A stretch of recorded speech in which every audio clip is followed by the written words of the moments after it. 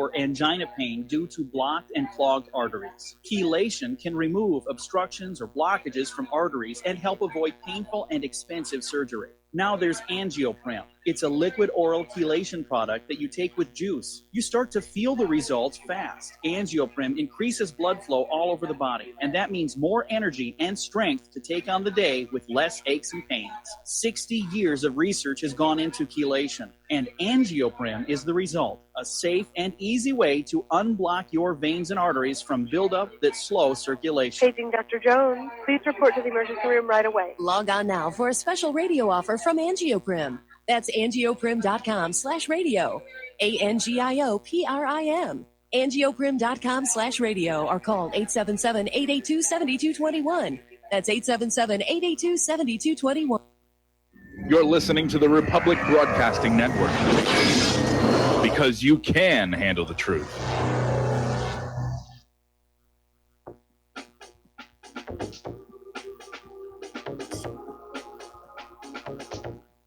What really happened with your host, Mike Rivero. You're listening to the Republic Broadcasting Network, where you'll find out what the Fukushima's going on. And aloha, America. Welcome to our show today. It's Tuesday, February 27th, 2018. Getting into the week here. We have a lot to talk about today. The phone lines are open, 800-313-9443. And Mike is in our control room, twiddling the dials, keeping us out of trouble, ready to put your call on the air with your comments and questions when you call on in. And everybody is still pounding on this Parkland shooting. Everybody's trying to exploit it for their own ends. Some are blaming white males for it. And of course, the NRA. And everybody's just basically making political hay on all of this. So we're going to be launching into Parkland for the first part of the show, which means I'm probably going to get banned on YouTube again. But I want to start the program here with this quote from Thomas Jefferson. The strongest reason for the people to retain the right to keep and bear arms is as a last resort to protect themselves against tyranny in government. That's Thomas Jefferson. And there is no question we're entering into a phase of extreme government tyranny over our lives. You will have your vaccines. You will eat the GMO. You will do this. You will not do that. Sig heil, sig heil, sig heil. So, DC, DC, Uber alles. Now, as you know, one of the teachers at Marjory Stoneman Douglas High School, Stacy Lippel, was grazed by a bullet when she was trying to get her students back into the classroom and get them under lock and key. And when she was interviewed on Good Morning America last Wednesday, she described the shooter as wearing full SWAT-style tactical garb. In fact, at first, she thought this was a police officer, except the officer was just shooting in every direction here. And he had body armor and a rifle that Stacy said she couldn't recognize. It's an unusual gun. And so more and more people are starting to say, what's going on here? Because you have all the eyewitnesses to Nicholas Cruz who are saying he was just dressed like a normal student, that he wasn't wearing any of this kind of gear. And so obviously there is another shooter out there, or that was the shooter for which Nicholas Cruz has been set up to take the fall for. So this story is falling apart faster than the Mandalay Bay shooting as well. Now, the emergency medical technicians, the first responders, are now starting to go more public and say they're very angry because they're saying the normal procedure in a mass casualty event, you don't wait for the police to clear the scene. You go on in, you get the patients, and they're very angry, saying they could have saved lives. A lot of the fatalities were students who simply bled out because nobody was there to stop the bleeding. And it almost seems like somebody wanted to maximize the number of casualties to maximize the emotional impact and political usability of this obviously staged shooting. But the EMTs are out there saying they were literally forbidden by the Broward cowards, the sheriffs, from going on in and potentially saving the victims here. Now, the Florida Speaker, Richard Corcoran, is out there taking issue, saying there are numerous reports of a standout order to deputies during the school shooting. Well, now Broward County Sheriff's Office has changed their story. And it's no longer a case of these 4 deputies simply cowering behind. Broward County is admitting the deputies were ordered not to enter the Florida school, and they're saying the reason was because they'd forgotten their body cameras, and they're not allowed to go into an action like this without their body cameras on and recording. And that's why they were not allowed to go on in. And if you believe that one, I have some of Saddam Hussein's nuclear weapons to sell you. Now, interestingly enough, we're now getting a report that the police also lost radio communication during this shooting. Now, this is a modern, well-equipped police department. There shouldn't be a radio blackout at the school in the middle of the community. Don't forget, during the Fort Lauderdale airport shooting last year, there was a radio blackout as well. So somebody appears to have been jamming police communications, just jamming the channels. This was a professional hit. This wasn't some deranged kid. I mean, I'll grant you Nicholas Cruz is deranged. He's on these medications and everything, but he was set up and used as a patsy. Now, over at MSNBC, as you know, Trump's idea of arming the school staff is not going over very well with the gun grabbers. They want us to completely disarm and rely on, well, the Broward County Sheriff's Office to protect us when the next mass shooting happens, which, for obvious reasons, we should not be doing. Remember, when seconds count, the police are minutes away.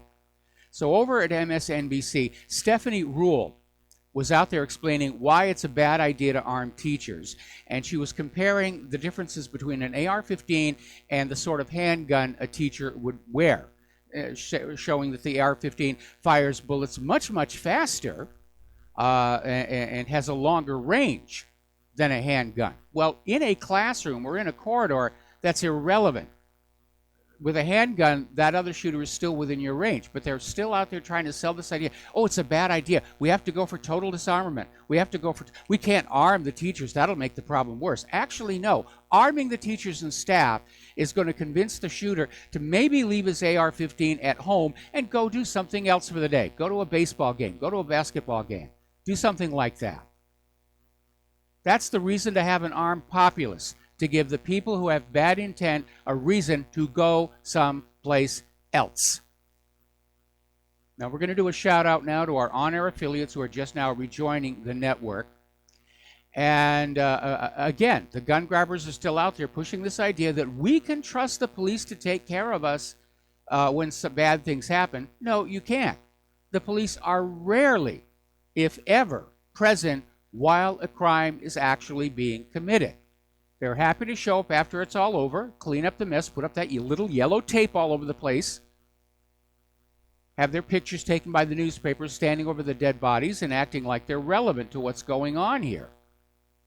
But the performance of both the police and especially the Broward cowards' actions in Parkland tell us why we cannot and should not allow ourselves to be disarmed and made to be dependent on the police.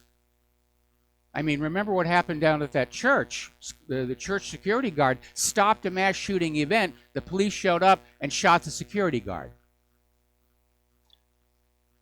There's a whoopsie for you. So, and I want to say, the majority of police are probably okay. The ones on prescription antidepressants, you got to watch out for. But the fact is, they're not going to be there. People with bad intent aren't going to commit the crime while they see a police car or uniforms right in front of them. They wait until the police go away. And that is why citizens have a right to defend their own homes with whatever weapons they choose to use. Every year in this country, over 1.5 million crimes are thwarted in progress by law-abiding citizens with legally owned firearms. The police can't match that record. They don't thwart crimes. They show up afterwards promising justice or retribution, which is another word for if we find the guy, we'll exact some kind of a revenge. You know, and let's be practical. The police didn't prevent my car from being stolen, and they're not even looking for the car thieves. They're just saying it's a huge problem. We don't know what to do. Now, Andrew Pollock, whose daughter was killed during the Parkland shooting, was on Fox News. And basically, he blasted the media for just this constant focus on gun control rather than the issue of school safety. And he's absolutely right. It's very obvious what the liberals are doing with this, as they've done with all these other false flags. Columbine, Sandy Hook, all of them. Every 2 years, we can expect another one of these. Boom, boom, boom, boom, boom. Obvious false flag. Oh, you got to give us your guns. No, we do not. We have a Second Amendment in this country that allows us to have arms equal, if not superior, to those in the hands of the criminals. Now, Michelle Malkin came out on her show and tore into Broward County Superintendent Robert Runcie, who was on TV saying they had absolutely no advance warning that Nicholas Cruz was any kind of a danger to the school. And of course they did. The warnings were all over the place. Everybody's lying to cover their gluteus maximus on this one here. Article out of the Daily Bell. The FBI and the sheriff either failed miserably before the Parkland shooting or much worse. It's another one of these articles saying this looks like this was set up to happen. They tagged this kid, Nicholas Cruz, from his Facebook post and said, here's somebody we can turn into the image of a mass killer. And we'll set him up, get him on there, and we'll have our gun-grabbing agenda going forward. Now, shock jock Howard Stern is out there eviscerating the gun control argument. He's using the analogy of sheep and wolves. And he says every night the wolves pick off a couple of us, and it's time for the sheep to get a gun and shoot the wolves and save their families. Now, as you know, Trump has signed an executive order regarding the bump stocks. And this is a very controversial issue. Now, the bump stocks were originally invented to allow people who had had their hands damaged, military veterans and so forth, to be able to shoot these guns. But depending upon how you hold it, it can turn your weapon into a rapid-fire weapon, which, again, if it's an AR-15, especially with the phenolic stocks, it'll wear out really quickly. And it's a waste of ammunition. And maybe I'm exposing my bias as a black powder junkie. You know, you shoot one at a time. You learn to make that shot count. So anyway, everybody's now talking about the bump stocks, and it's certainly not something I would ever care to own. I don't even have a gun that would take a bump stock. That's just where we are. But the purpose of the Second Amendment is that the people be armed equally to the government, such that the government is deterred from abusing the people. It's like that quote from Thomas Jefferson I opened the show with. That our present government is abusive is beyond argument. We are overtaxed, and the money is not spent on our domestic needs, but is poured all over Israel and the war machine. Refugees and illegal immigrants are treated better by our government than our homeless veterans. Therefore, I am forced to conclude that bump stocks or any other device that allows the law-abiding citizen to match the force of the government's forces is sadly and tragically necessary. And it's an ugly reality we have to live with, but it is reality. Now, a lot of people have been talking about David Hogg. Apparently, he asked to be on Alex Jones' show, and Alex agreed, and then David canceled. And a lot of information is coming out about him. Apparently, he wasn't really a student at Parkland, in Parkland. Apparently, he actually graduated Redondo Union High School like a year ago, according to the latest reports we're getting on that. So he's a crisis actor here. And he even said in his yearbook photo he wants to work for CNN, where his mother's a VIP. His father is former FBI, but here's where it gets interesting. His father currently works for a company called CSS that produces shooter training systems that use the same laser-aimed rifle described by the teacher who saw the guy in full metal gear. That's what he does now, shooting simulations. So they're not really an anti-gun family. Dad makes a lot of money off of guns and training people how to use guns. Now, just a reminder that AR-15s are, in fact, useful to ordinary citizens. Apparently, WGN9 is reporting that there was an issue in Harbor Drive up in Illinois where some neighbors got into an argument and one of them attacked the other with a knife.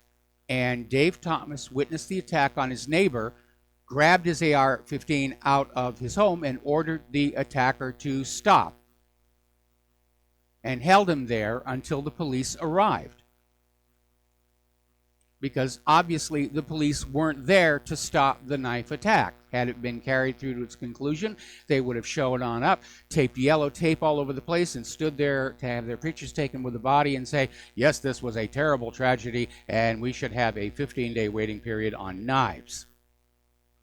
Now, another one of the arguments you keep hearing from the gun grabbers is that America leads the world in mass murders. Oh, horror of horrors. As it turns out, this is completely untrue, which has never stopped a liberal from espousing a particular issue.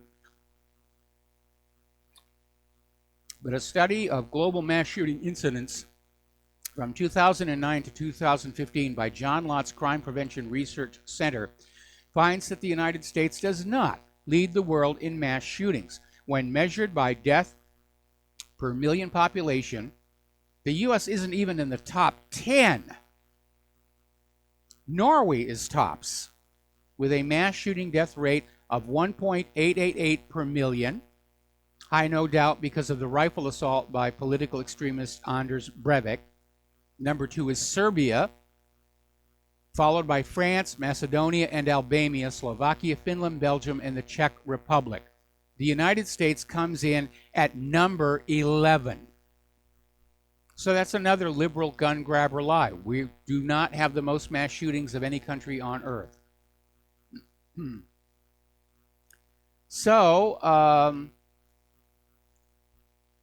moving on down here. The problem is there's no such thing as an assault rifle. It's a catch-all phrase that's used to describe a scary-looking gun. It has no legal or technical definition.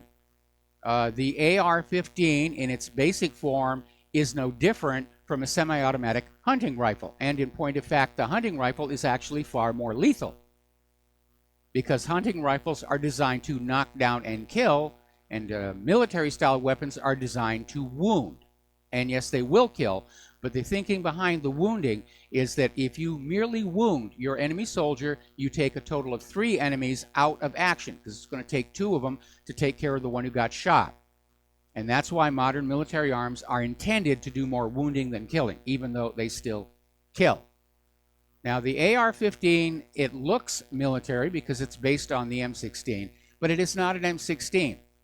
It's a semi-automatic weapon, and it is useful for target shooting, home defense. I wouldn't recommend it for hunting because that would be unnecessarily cruel to the animals. But in the minds of a liberal, AR equals machine gun, because they're uninformed and they don't understand that the AR is not a machine gun. Machine guns, fully automatic weapons, are not exactly banned, but they're made very, very, very difficult to get a hold of. You have to have the license, you have to pay a huge, huge tax. I'm not even sure why anybody would want a machine gun, but they are actually still legal to own in this country. Now, here's where it gets really interesting, and you have to wrap your minds around this. Back in 2008, the United States Supreme Court ruled the Second Amendment applies to individual U.S. citizens and may include military weapons. And the Supreme Court ruled that the guarantee of the right to bear arms pertains to individuals and not, as some insist, to some government-operated militia. All the other rights in the Bill of Rights are considered individual rights. Now, the Second Amendment's prefatory clause, a well-regulated militia being necessary to the security of a free state, does mean citizens have a right to bear military weapons because today's military has sophisticated weapons the government didn't have in the 18th century. To ban individual right to own such weapons would effectively render meaningless that prefatory clause, the well-regulated militia being necessary to the security of a free state. And again, the U.S. Supreme Court in the United States versus Miller reaffirmed we citizens have a right to the same military-style weapons carried by government soldiers. That is the law. And the liberals are out there desperate to try and disarm us so we can be more easily controlled. And I don't feel like being controlled. I don't. Certainly not by people who think that boys and girls are exactly the same thing or somewhere in between, or all the other nonsense they've come out with here. All right, we're going to take a break for commercials. Going to come on back with some domestic political news, and we'll be right back.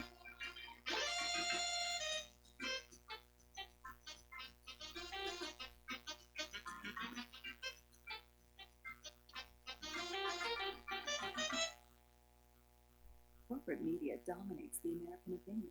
Finding independent voices that counter this avalanche is becoming increasingly difficult. With the endless corruption running rampant throughout our government, independent voices are needed more than ever to battle the offensive against our freedom and liberties. As a listener of RBN, no one understands this concept better than you. Now it's up to you to do your part. The time has come for you to take action and begin broadcasting the truth to hundreds or thousands of people every month. Sound impossible? Quite the contrary. With pointed slogans from LibertyStickers.com, you can reach countless sleeping Americans unaware that they live in a real-life wonderland. LibertyStickers.com has a huge inventory of political bumper stickers and messages that reflect the truth about our government, our politicians, and the future of America. With so many in stock, there's one perfect for you. Visit us today at LibertyStickers.com. Again, that's LibertyStickers.com. Do your part. Your voice is important. Let it be heard. For the past 14 years, it's been my privilege to host the National Intel Report on RBN, to offer a platform to interview exceptional guests, to provoke critical thought, and examine evidence, whether real, fake, or somewhere in between, and allow our audience to call in and participate with your input and questions in order to help us all reach an educated decision and arrive at our own truth. Our world has changed. It's now been turned on its head. Real is now considered fake, and mainstream fake is now pushed as real, rather than any clear thinking, consensus, or rationale. Those few remaining beacons of light, the ones still shining through the mainstream media lies, propaganda, and deception, are being viciously attacked at every level through attempts at censorship, threatening advertisers, jailing hosts, and even killing journalists brave enough to speak the truth to you. We are in a war for our very freedom and existence, and through these despicable acts, freedom haters, collectivists, and communitarians have shown that they will stop at nothing to blot out these last few beacons of light. Truth is becoming increasingly more difficult to unmask, just as the term unmasking itself is spoken by those usually anonymous sources. They promote their lies, wishing to mask the truths by ignoring it, vilifying it, or conspiratorializing it into a black hole abyss. Regrettably, RBN has reached the tipping point, and through internal audit and actuarial review, it has now been determined that the only life raft of survival to this network is to go the way of PBS, that being audience-supported. Like a cornered animal, the left with veracity is pulling out all the stops with every effort to effectively blacken our beacon forever. Help us, folks. Help yourselves. Don't let our light stop shining. Our motto has always been, because you can handle the truth. It's time to review your budget, folks. If you want the truth to keep flowing through RBN, go to republicbroadcasting.org and become a regular monthly donor of $30, $40, $50, or $100 or more a month and ensure you keep the truth flowing. We will not go down in the night without a fight. You can burn up our mosques and our homes and our schools, but our spirit will never die. We will not go down in Gaza tonight. And aloha, America. Welcome back to the show here. And I got an email from somebody saying that the 223 was actually designed to kill. And it's been very, very controversial. Not everybody agrees with that. The reason for the small caliber or the NATO standard. By international agreement, these guns are supposed to wound. And again, the thinking is in terms of numbers of people in the conflict zone. Because if you shoot somebody and you just wound them, then it takes 2 more people to take care of them. Now, the 223 is controversial because even though it's a narrow caliber, it's very long, and it has a tendency to tumble once it enters the target and cause a great deal more damage. Okay, now let's see. Somebody sent me another report, as long as we're on the topic of the Broward Cowards body cameras. Apparently, the police who responded to Seth Rich's murder had misplaced their body cameras. Or actually, they were removed and sent to evidence holding, and they disappeared from the evidence locker. Golly gee whiz, what a thing here. Okay, let's get to the domestic corruption, because there's a lot of it here. It's being described as a triple pounder nothing burger, and this is the Democrats' FBI surveillance memo. And it really is a lot of thunder and no lightning. Absolutely no evidence whatsoever for any of the claims made in it, except that it does in fact admit that the Department of Justice and the Federal Bureau of Investigation took this dodgy dossier funded by the Hillary Clinton campaign and took it to the FISA court to get their warrants to spy on Trump's associates. Now, that is a major scandal right there, and something should be done with it. But I can understand why the Democrats' memo is so weak. They don't have anything to work with. Mueller's special counsel office is flinging indictments all over the place for things completely unrelated to his original mission, which was to document that there was collusion between Donald Trump and the Russians in the 2016 elections. They have been looking for over a year. They've spent more than $10 million. They've found nothing. And Mueller's trying to justify his funding by just going after the small fry, flinging dossiers all over the place here. Now, Devin Nunes is signaling there is going to be a whole bunch of subpoenas for current and former State Department officials regarding this dodgy dossier that the House Intelligence Committee says was improperly used to obtain that FISA court surveillance warrant to spy on the president's campaign. And these former and current officials will be hauled into Congress next week to answer publicly questions about the salacious and unverified anti-Trump dossier written by the former British spy Christopher Steele as opposition research for the Hillary Clinton campaign and the Democratic National Committee. And of course, we'll cover that all here because you can bet there won't be a word of it on the corporate media. Now, Tom Fitton is out there. Apparently, he's filed a new lawsuit.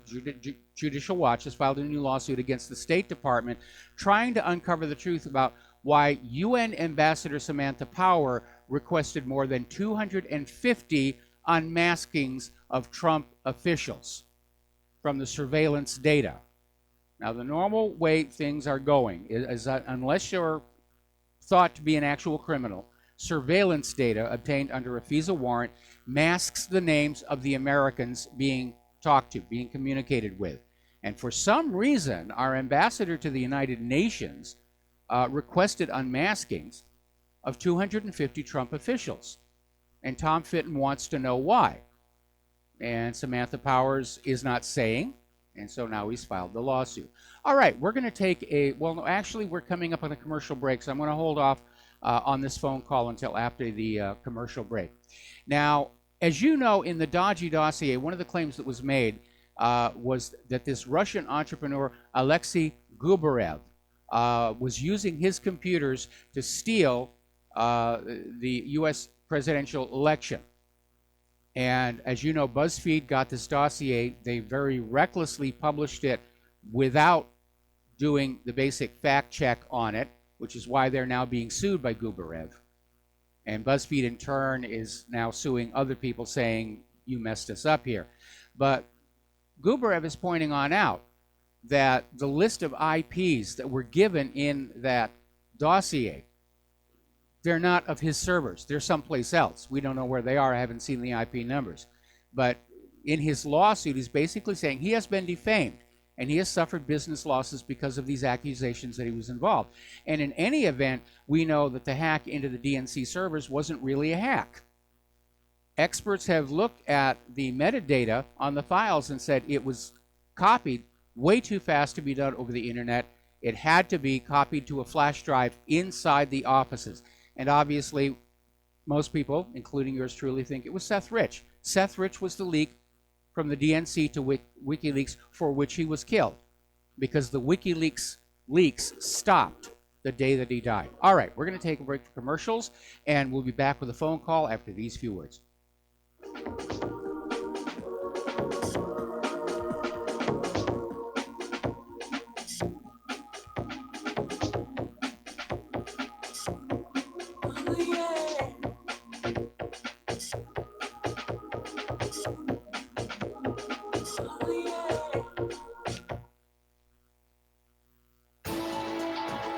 You are tuned in to the Republic Broadcasting Network. Visit our website by going to republicbroadcasting.org.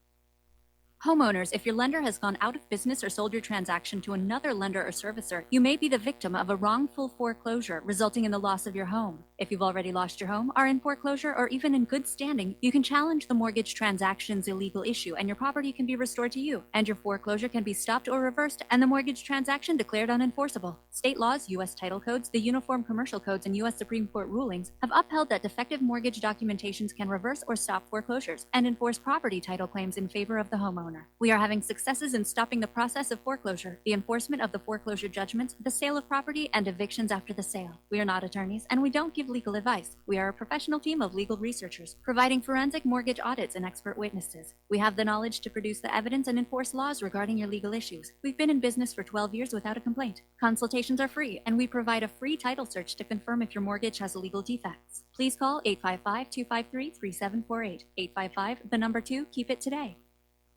Hey gang, Patrick Slattery here with an important message that is pertinent to anyone who shops for groceries, eats food, or just has an inquisitive mind like myself. What I'm about to introduce you to is a segment of our food culture that has been kept so low profile for the American public that virtually no one is aware of how dominant it is on our refrigerator and cupboard shelves. What I'm talking about is the kosher certification industry and the new app, Koshertified, that delivers a comprehensive education on all aspects regarding this little-known practice. After reviewing this app, I found that it is useful for practically anyone who purchases food, regardless of their religious faith or identity. Its database of products not kosher certified is a win-win convenience for all food-conscious people. So why not check out the kosherquestion.com or click on the link at nationalbugle.com and see how modifying your grocery shopping with the Koshertified app can make a huge difference for your future. Without the right accessories, any guy can be off the mark. Whether you've invested thousands in your arsenal or you own a single trusted firearm, a visit to AROutfitting.com is in order. It's one of the finest online selections of tactical optics and AR parts and add-ons, like EOTech, quick target acquisition with no peripheral loss. Browse the full range of Nikon scopes and binoculars. AROutfitting.com can illuminate your world with Streamlight gun-mounted lights from keychain to large handhelds up to 1,100 lumens. Find some stability with Battenfield tactical bipods. AROutfitting.com has CMMG gun parts, barrels, assemblies, handguards, part kits, and more, plus mag-full clips and magazines. I know I've got you excited, so take a breath. Head to AROutfitting.com. The site's super easy to navigate and features a ton of technical info, including links to manuals. We also welcome vendor and manufacturer inquiries. Remember, if you don't see it, we can get it at AROutfitting.com.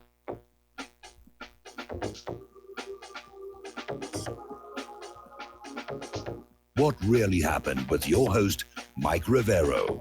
Visit us online at whatreallyhappened.com. Here is your host, Michael Rivero. And aloha, America, and welcome back to the show. Before we get to the phone lines, though, a story just came across my desk here. This is from Fox News, no less. Apparently in Milwaukee, there was an attempted carjacking, and the suspect, the attempted carjacker, was probably very surprised to find out the driver of the car he was trying to jack carried a concealed weapon. and the carjacker was shot dead. And again, the police weren't there. In fact, we just put up a story about 3 New York police officers were trying to evacuate a woman from a burning building. And when one of the officers was overcome by smoke, they simply dropped her in the hallway and left the building, and she died of smoke inhalation.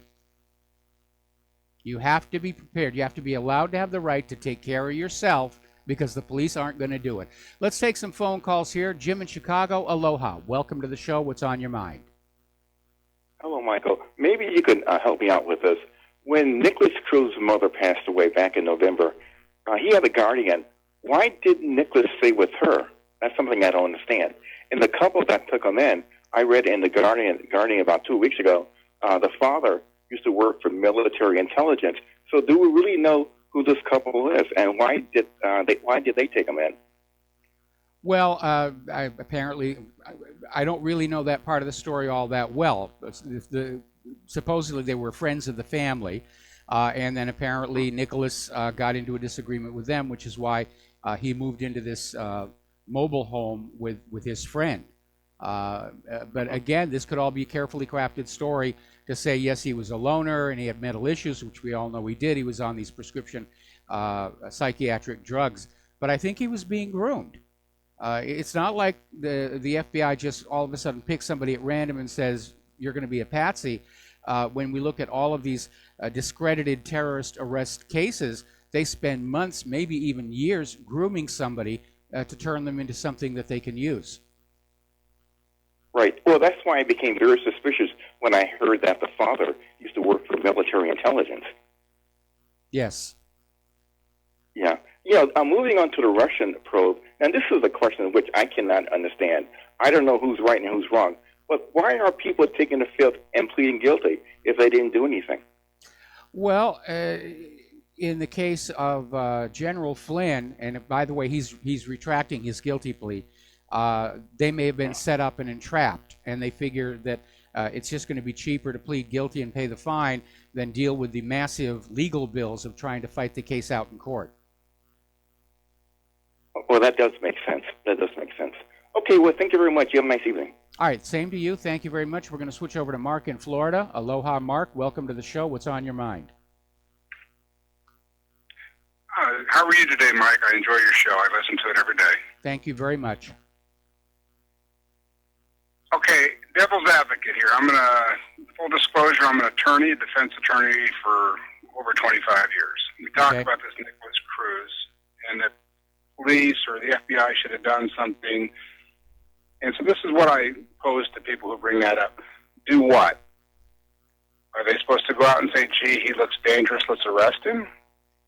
Well, under the Baker law, under the Baker law, they could have grabbed him and held him for an evaluation. But I think there's no question that he should have been watched a lot more closely. But in the end, he had been banned from that campus. And this is another failure on the part of the Broward cowards, in that he simply walked back onto the campus. In fact, he'd been banned being on the campus with a backpack previously, and then he was banned completely. So again, where was school security in terms of not letting this kid back onto the campus, especially carrying a rifle case? And I have no argument with that. I agree with that. But everyone keeps talking about how they went out there 39 times. I used to do involuntary commitments. It's called Title 25s. Okay. As a prosecutor. They're kind of ugly, but they're hard to prove, number one. You have to prove he's a danger to himself or the community. And, we have people are saying, well, the cops should have done something. Okay, I don't want to give these cops any discretion saying, gee, you look dangerous. I think I'm going to arrest you. I'm going to pull you in because you might commit a crime, so we'll do it involuntary for 72 hours. It's one of those things they say you should have done something after the fact. But really, what were they going to do? I'm not defending cops. I can't stand them. I have dealt with them for over 25 years. Yes. I don't get what they want them to do. What should we do? It's just a hypothetical for you. Well, I don't know the answer. I think I know the answer. Again, in this case, there should have been an intervention. I mean, the Nicholas's behavior online, his behavior in real life, there were red warning flags. And maybe an involuntary commitment. Certainly, I would say that this was a clear case where he should have not been allowed to have guns. Apparently, the family he was living with did lock up the guns, but unfortunately, he either broke the lock or he had a key. Well, listen, thank you for your time every day. Don't miss a show. All right, thank you very much. All right. All right, let's get on back at here. Boy, there's a lot of stuff coming in from the members. Getting on back to the news, very alarming thing happened earlier today. Well, the NSA director, Mike Rogers, was out there basically complaining, I guess is a good word for it, that he had not been granted the authority to disrupt Russian cyber attacks targeting our elections at the source. That's the key phrase, at the source. Now, first of all, we need to start out saying there is absolutely no evidence that Russian cyber attacks targeted the elections. We have massive evidence of primary rigging by Debbie Wasserman Schultz and the DNC and Hillary Clinton. We have massive evidence of election fraud on the part of the Democrats in the 2016 elections. There's no evidence Russia had anything to do with it, but that's still the narrative. But what Mike Rogers is talking about when he says disrupt Russian cyber attacks at the source is he wants the authority to launch a cyber war against Russia, which is going to be extraordinarily provocative and very dangerous. And obviously, again, in the absence of any real evidence of Russian cyber attacks affecting our election, who's he planning on attacking? Is he just going to go after the banks? Is he going to try and hack the military systems? They're still pushing the story that the only irregularities in our elections come from Russia. They don't want to talk about the primary rigging by the DNC. They don't want to talk about Israel and AIPAC. It's blame Russia for everything. Russia stole my car. Putin, if you're listening to this, you owe me a new Honda. But they're still pushing that narrative, and they're pushing toward war because they don't know what else to do. They're going to risk blowing up the entire planet Earth because they can't think of anything else to do to get out of this mess they've created. Now, there's a lawsuit that's been filed up in the state of Pennsylvania by the Public Interest Legal Foundation. And it basically addresses the fact that there are more than 100,000 non-citizens registered to vote in Pennsylvania. Now, Pennsylvania is saying this is all because of a computer glitch linking driver's licenses to voter registration. And if you believe that one, I have some of Assad sarin gas to sell you. And apparently this Public Interest Legal Foundation has identified similar issues in Virginia and New Jersey. And they said Pennsylvania officials have admitted non-citizens have been registering and voting in the state for decades. Now, they're admitting to at least 12 million non-citizens in this country. The number's probably actually a lot higher because they've been using the 12 million figure for months now. 12 million strategically located can shift an entire election. That's what Hillary was counting on in 2016 to put her over the top.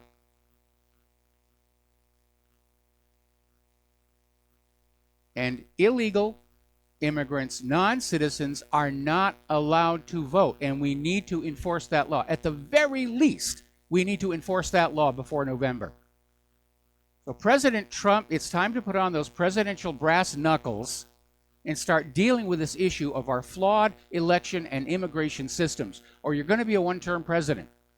And the second half of your current term is going to be nothing, because if the Democrats steal the Congress this November, they'll be obstructionists.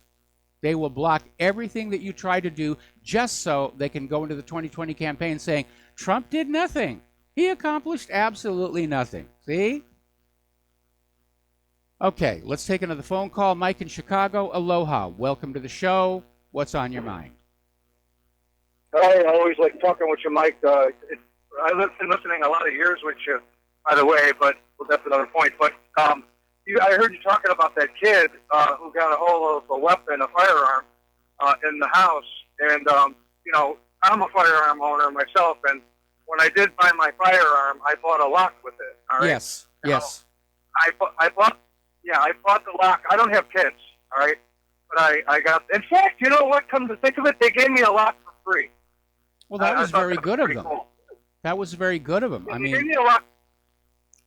Yeah, and so therefore, if I have to babysit, or my neighbor says, "Hey, would you watch my kids or something stupid," or say their kids, I don't know, let's just say their kids could break into my house or something. I mean, but I guess if I had kids, is my point, that I'd put the lock on it, you know, and I would probably keep my ammunition somewhere else also. So you can't just blame this kid who's on psychotropic, you know, reuptake inhibitors or whatever the hell is going on. You can't blame doctors. You can't blame society. You know, it has to go down to the guardian of the child. And but I guess nobody really wants to talk about that because everybody's a victim.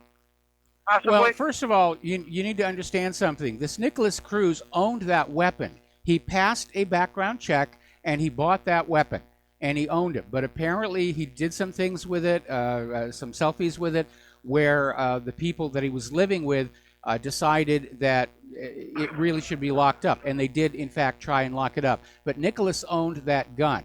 And I'm in agreement that especially if young people are around, you should keep your guns locked up safely. You should keep the ammunition high up. Again, when I was growing up, every home had a gun cabinet. In fact, my grandfather was a cabinet maker, and he made a lot of gun cabinets for family members. Yeah.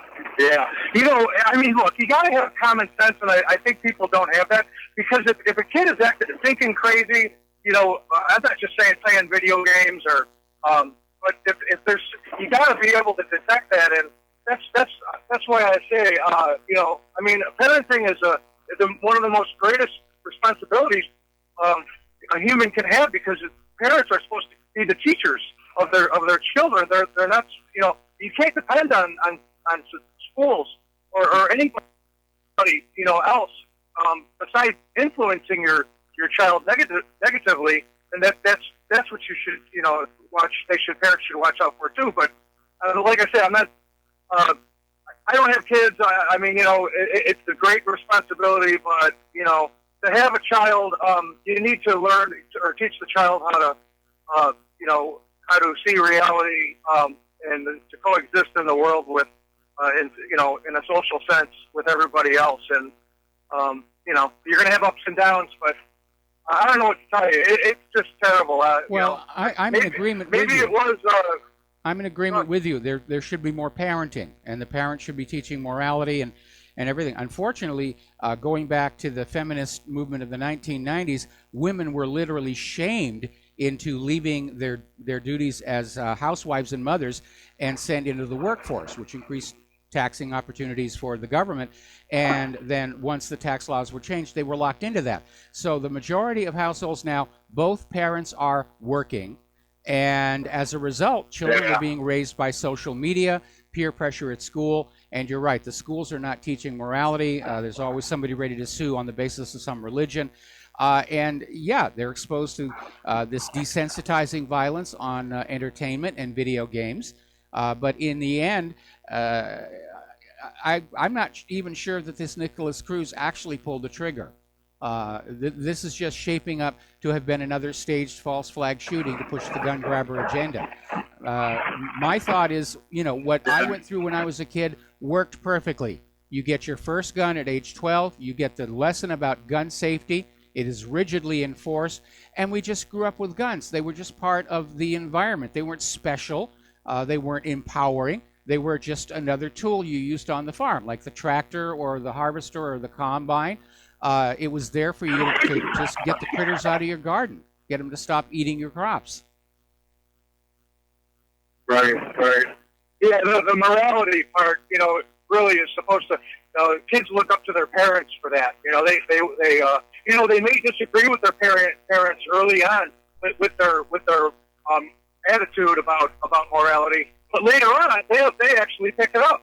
you know, they actually accept it, and they say, you know what, my parents were right. They Yes. were always right, you know, even though I rejected it, you know, early on. Okay. Let's not blame the guns, because next they're going to come after my steak knife, and I'm not going to be able to eat my dinner. Yeah. You know? Oh, that's definitely is going to be. After the guns, they'll outlaw swords. They want us completely disarmed so that we will do what we are told to do. Exactly. You know. All right. Thanks an awful lot for the phone call. We're going to let you go. And the phone lines are. Thank you, Michael. All right. Thank you. Phone lines are now open. Rather interestingly, according to Stuart Varney, there is no penalty for illegals voting in California. Illegal immigrants are allowed to, well, they're not technically allowed to vote, but if they're caught voting, nothing happens to them. And so the illegals flood into this country, and they are promised that if you vote Democratic, we're going to take away stuff from the people who actually live here and give it to you, as long as you vote Democratic. And the illegal immigrants will go, see.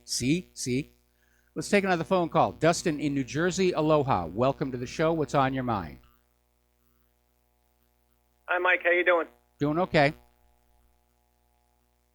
I agree with the previous caller about the individual is the one that's responsible, but I have to disagree with him because it is society. It's the pharmaceutical companies. It's all the above, Mike. It's all the above. People don't understand. Cavemen were killing each other. It's human nature, but something's gone wrong. You know, can you hold me over? Yeah, I'm going to hold you over. Stay on the line. We'll be right back after these few words.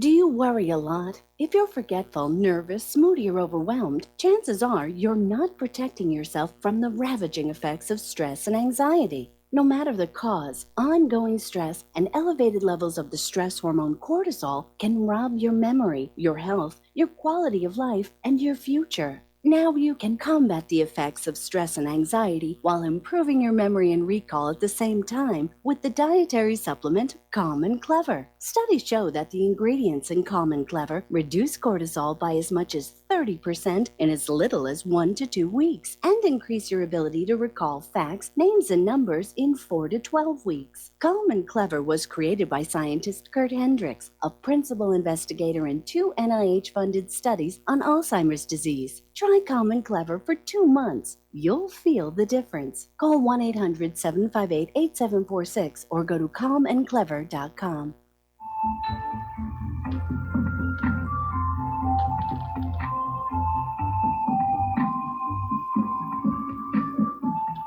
Do you know there is an ongoing war right here in America? Are you aware that U.S. citizens have been classified as enemies of the state since 1933? Have you recognized that our entire government is really a vast network of interlocking corporations engaged in commerce?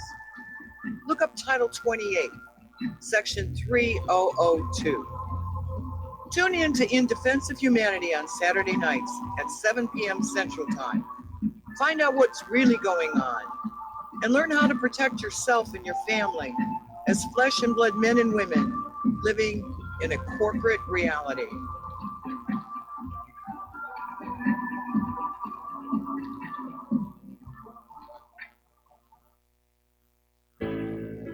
Many people write about their experience with Extendivite. Allow me to read you a few from Amazon.com. My wife and I both use Extendivite and are very pleased with the results. It has helped to stabilize our blood pressure and to make both of us feel healthier. Good product and good buy. So far, so good. I've been taking Extendivite 3 times a day, only a short while now, but already I've noticed the circulation in my hands and feet improving. They tingle. I like the idea of taking something herbal rather than pills. I take Extendivite 3 times a day, every day.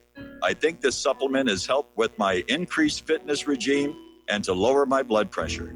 Tell us your story. Get Extendivite today. Call 1-877-928-8822 or visit heartdrop.com. Extend your life with Extendovite.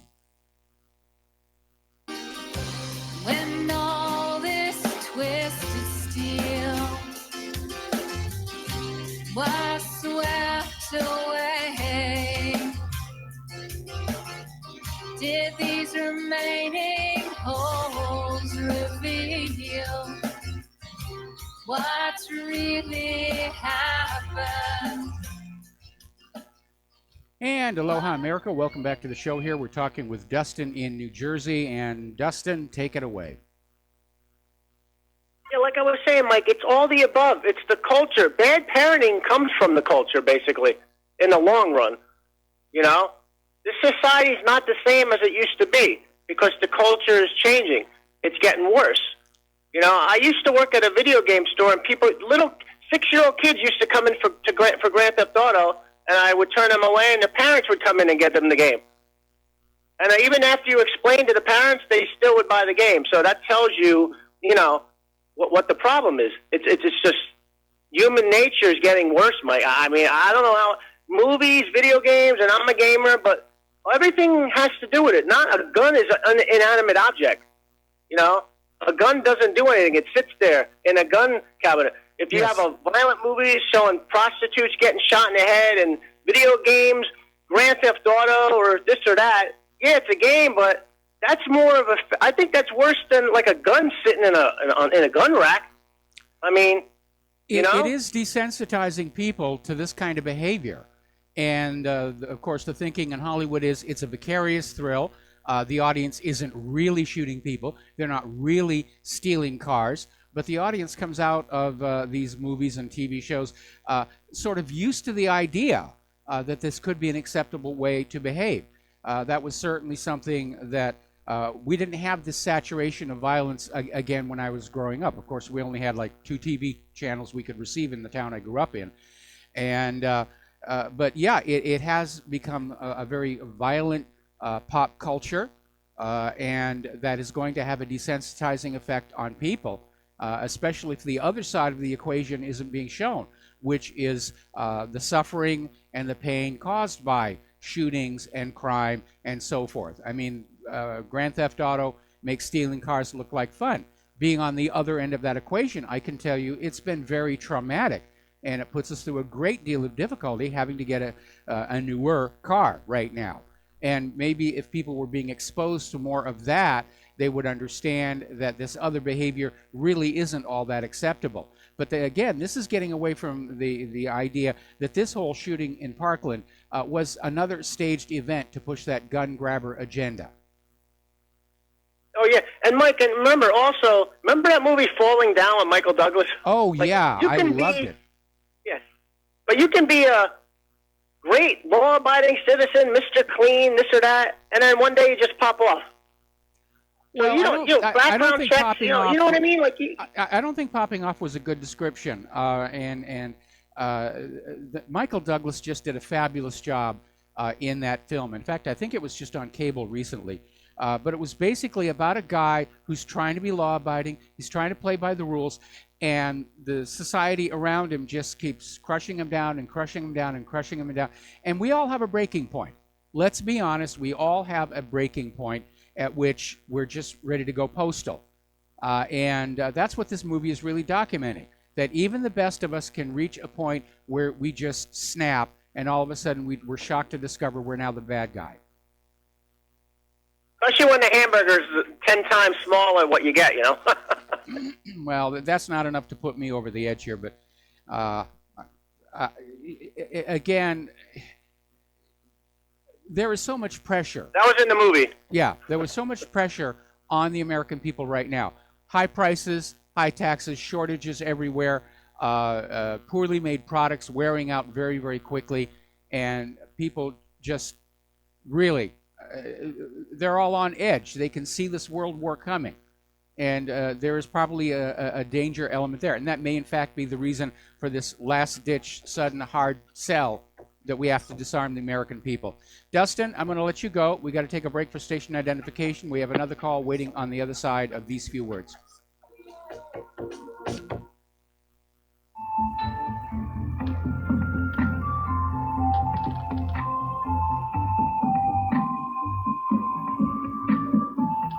Do you know there is an ongoing war right here in America? Are you aware that U.S. citizens have been classified as enemies of the state since 1933? Have you recognized that our entire government is really a vast network of interlocking corporations engaged in commerce? Look up Title 28, Section 3002. Tune in to In Defense of Humanity on Saturday nights at 7 p.m. Central Time. Find out what's really going on and learn how to protect yourself and your family as flesh and blood men and women living in a corporate reality.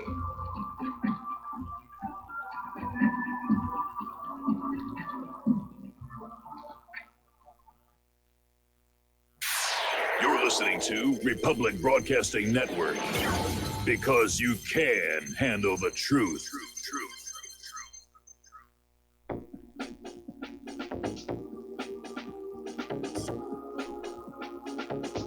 What really happened with your host, Mike Rivero, the history the government hopes you never learn.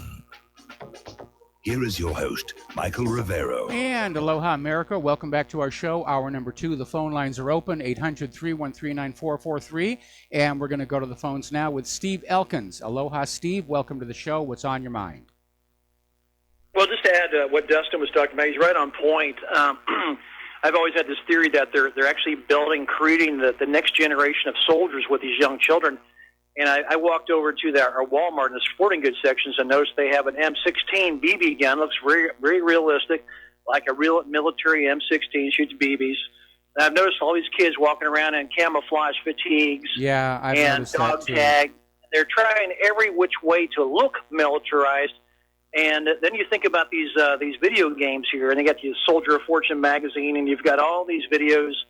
I can't remember the name of the actual. There's a whole series of these killer video games where you're the soldier and you kill the bad guy. And you know, this military we have now, there's a huge weaponry surrounding drones and killing with drones nowadays. So, you know, we're killing people with toggle switches now. You know, somebody's sitting in a room watching their little drone and they're sending off a missile and killing people. And they're very desensitized, these kids. And so we wonder why. Why are we seeing all this? Whether this kid did it or not, I don't think he did. I think he's a perfect patsy. But we are they've been creating the next generation of soldiers with all this military garb in their heads and all these movies and videos. They're building the perfect soldier for the future. They're desensitizing them. I would agree with you on that, but there's a downside to that, and that is that the kids are overweight, they're very weak. The Army recruiters have discovered they actually can't find recruits able to throw a hand grenade the required distance because they're not outside playing baseball or football. Toggle switch drone war. That's why they have the drones. These guys, these little fat kids who grow up, these fat adults sitting there in an office somewhere with a toggle switch, you know, with the drone, operating the drone. They don't have to have that physical capabilities anymore. They're going to be killing people with just the movement of a toggle switch now with the drones. Yeah, and I know a lot of people sort of say that that's what the video games were intended to do, but what we're finding out is that at least some of these drone operators and drone pilots are in fact aware that there's a difference, that it isn't a game, that real people are dying, and it's actually caused a shortage of these drone pilots, which the military is trying to deal with. That's it, Michael. Hey, thank you. All right, thanks an awful lot. We're going to switch over to Rob in Illinois. Aloha, Rob. Welcome to the show. What's on your mind? Hello, Michael. Let me start with my topic, and then I want to parlay to what Scuba Steve said. Okay. One, you were talking about the immigration numbers. You know, the last few months they've been saying 11, 12 million. Actually, they've been saying about 11 million for the last 7 to 10 years. So you take that and you parlay this with the statistics at the border. They're only able to catch 1 out of 7 people crossing that border. So that means 6 are getting by. So actually, the illegal migrants, the invaders into this country, are upwards of 60 to 70 million, if not more. That's where I go with that. Yeah, that's a mess. Okay, and then you got to mention, just to top that little ice cream there, is that the Chinese migrants, illegal border crossers, are the most popular, in the most numbers, above Hispanics, above Mexicans, above any other country in the world. It's the Chinese that have more illegals in this country than any other race or nation in the world right now. And it has been for quite a while. Just people don't talk about that. Why? We don't know. It's part of the plan. So let me sweep that under. I'm going to go over to Scuba Steve's saying how he's saying that they want these people, they're making the new next generational soldiers, whatnot. Well, we all know about the MK Ultra project. Well, MK Ultra is where it all started. It's much more advanced now. Okay, we're talking technology where literally they can rev people up through the signals in their cell phones and other things. That's where the 5G is all going to come in, and so on and so forth. So right now, there's over 30 million, in excess of 30 million people pre-primed under the advanced MK Ultra program in this country. So at any given time, they can set anybody off they want. And this is worldwide. This is just in the United States. This is Russia. I mean, again, just start naming countries, and they got these people pre-primed under this deal. It's very, very disturbing, for lack of better words here. Sort of reminds me of the old Charles Bronson film Telethon, where they had... well, you'll have to tell us about it, Mike, because I don't recall it. Okay, basically the storyline is that Russia had a bunch of agents in this country who were so mind-controlled they didn't even realize they were Russian agents until they got a phone call and there was a line of poetry that was read to them that would activate them to go on out and commit an act of sabotage. There you go. That's all I got for today, Mike. There's just so much there's so much stuff we're being bombarded with. They're throwing everything at us, including the kitchen sink. We are definite dire straits. And let me refer you to, everyone's got to recall, and Jerome Corsi has been saying this a lot, to refer back to that December 21st executive order where Donald Trump says in there, we are under a national emergency. Deflect people to that, and we are. That's where we're at. And Jerome Corsi emphasizes this everywhere he goes. I'll let you go. Thank you. All right. Well, thank you very much. I mean, the whole purpose of the declaration of a national emergency is that it activates extra powers for the president that the president would not have without a state of emergency. And we've been in a state of emergency going all the way back to Franklin Roosevelt. And every incoming president reactivates that declaration of a national emergency of one sort or another because they like having that extra power and authority. All right, we're going to do a shout out now to our on-air affiliates who are just now rejoining our network here. And Hillary Clinton is back in the news. And this time she's out there, she's still playing the blame game. She can't accept the fact that we, the American people, just did not want to vote for her. And she's been leading the charge saying Russia, Russia, Russia, Russia. But now she's got a new villain. And she's zeroed in on Facebook. And her rationale is that Facebook charged the Trump campaign less for advertising on the platform. And therefore, Facebook was obviously biased toward Donald Trump. Well, if you read Facebook's actual advertising policy, the more impressions and clicks and interactions and shares a post generates, the less Facebook relatively charges the advertiser to reach people. It's sort of a bulk discount. If only 3 people are reading your posts, Hillary, you pay the full price. If you've got tens of thousands of people reading your post, you get the bulk discount. That's how it works, and that's always been Facebook's policy. But in Hillary's distorted worldview, Facebook is now her enemy. And she's come on out now with a tweet saying we should all care about how social media platforms play a part in our democratic process, because unless it's addressed, it will happen again.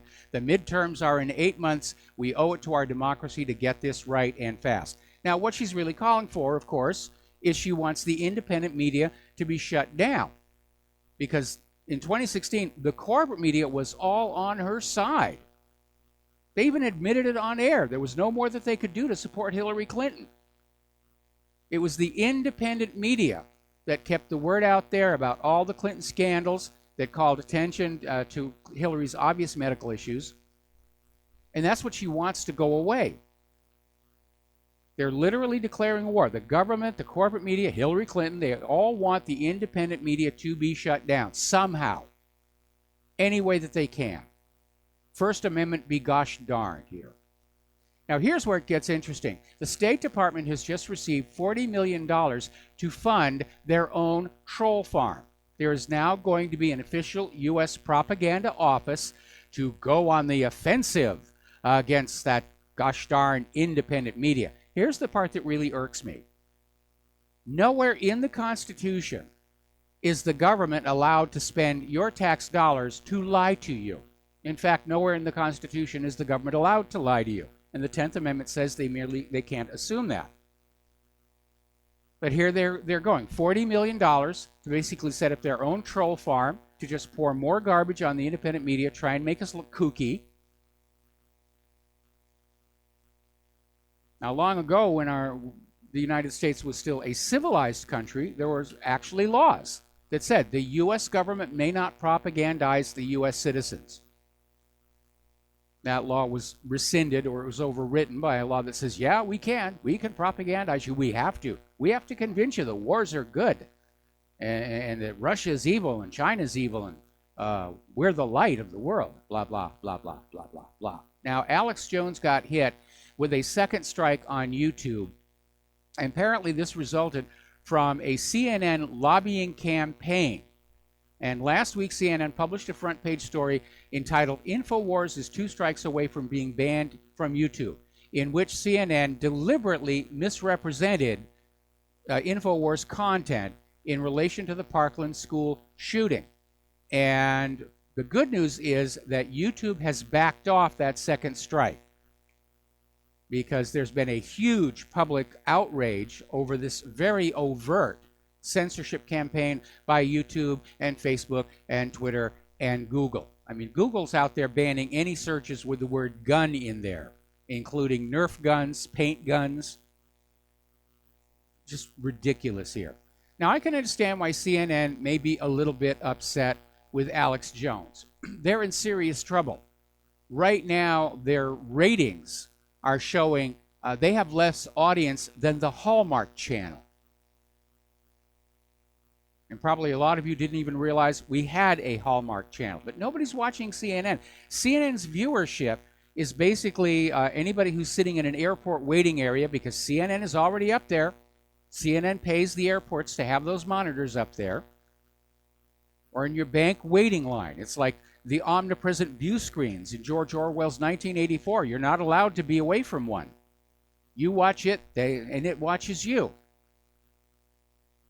But apparently, in terms of actual people in their homes watching CNN, it is just not there. Now, over at Newsweek, they appear to be in much deeper trouble than previously thought in this fraud probe by the Manhattan District Attorney's Office. This is a report from the Wall Street Journal. And apparently, it's gotten so bad that dozens of their staffers have handed in their resignations. They're getting on out of there. Now, here's a very important article. This is from shtfplan.com, probably a lot of other places as well. And it's titled, "YouTube Censorship, They Are Stepping It Up. Something is in the works." And basically, it's calling attention to the fact that all of a sudden, all of these corporate-owned social media platforms are towing the U.S. government line, and they're deleting, if not outright banning, anybody who doesn't toe the line and parrot the corporate media and government's story on anything.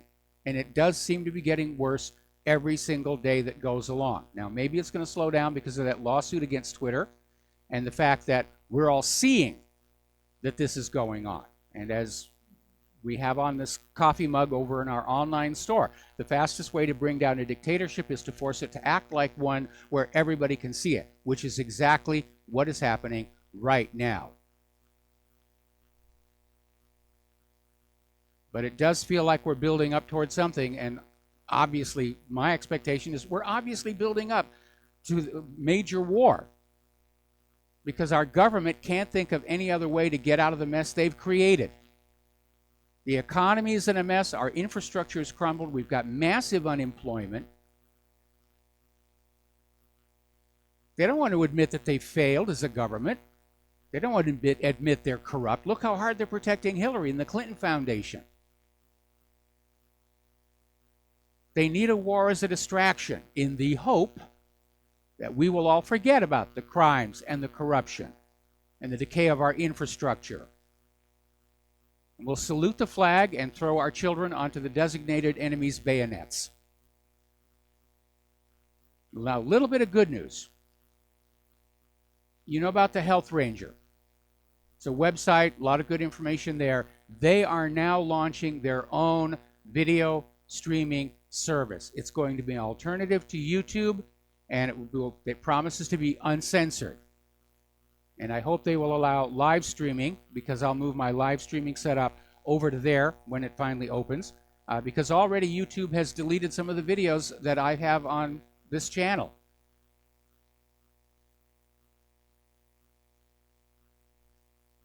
Now, there's a new bill before the House of Representatives, H.R. 1865, and it is the first step in removing protections of website owners for what users post.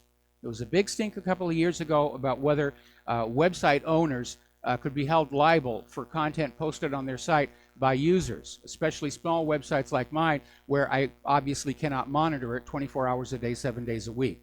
Now, in this context, this bill is targeting specifically U.S. sites on which information regarding human trafficking is being posted. And they're doing that because nobody can really argue with that. Human trafficking, especially of children, is a terrible, terrible thing. But it's the camel's nose under the tent to try and make site owners responsible for content, because then obviously shills can post all kinds of illegal or hateful content, and we can be sued out of existence. This is turning into a real war. That's why Republic Broadcasting needs your help. We're in the fight of our lives right now. So let's talk about the war zones. There are so many of them. Apparently, Lithuania is deploying some of their special operations forces to Afghanistan. And they're increasing their support of NATO's Operation Resolute Support. Where do they come up with these names here? As I mentioned the other day, the U.S. is bombing Afghanistan so much they're actually running short on the bombs. And they're flying a bunch of them out of here in U.S. Pacific Command to take over to Afghanistan. Now, down in Syria, things are getting interesting. Russia is trying to order a daily truce for evacuations from Syria's eastern Ghouta. Now, this may get very, very tricky, because we have seen reports that the jihadis, the U.S.-backed terrorists, are refusing to let the civilians live because they want more dead civilians to make it look like Assad is committing war crimes. And apparently any civilians who are trying to escape the area are being fired on by the jihadis.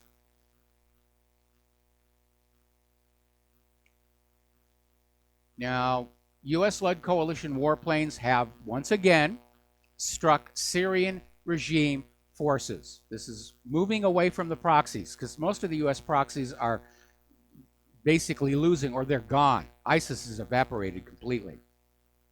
So now we're seeing direct conflict between the major players, U.S. and Russia. Russians are being killed, and now the U.S. is bombing Syrian forces. Now, the U.S. is calling it self-defense. The U.S. always calls it self-defense. But the Syrian state news agency SANA is saying this is an aggression.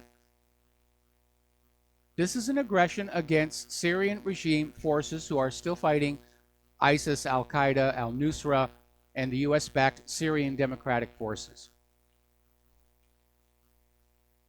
story from out of Global Research up in Canada. The U.S. is protecting ISIS to weaken the rivals and expand the U.S. occupation of Syria. And it is simply saying this story that the U.S. is opposed to ISIS is nonsense, and nobody buys it any longer. The U.S. was arming, training, supplying ISIS and al-Qaeda in Syria, going all the way back to when Hillary Clinton was Secretary of State. They were taking weapons that had been captured in Libya because they would be untraceable, they thought, and they were smuggling them into Syria. And that consulate in Benghazi was the hub where it was all going through. The consulate was right next door to a warehouse where all this stuff was being stored. Another U.S. airstrike in Syria's al-Shafaa region has killed at least 25 people, with more than half of the people identified as women and children. Now, details on the slain are still emerging, but a U.S. spokesman attempted to downplay reports. As always, we got to take a break for commercials, and we'll be right back.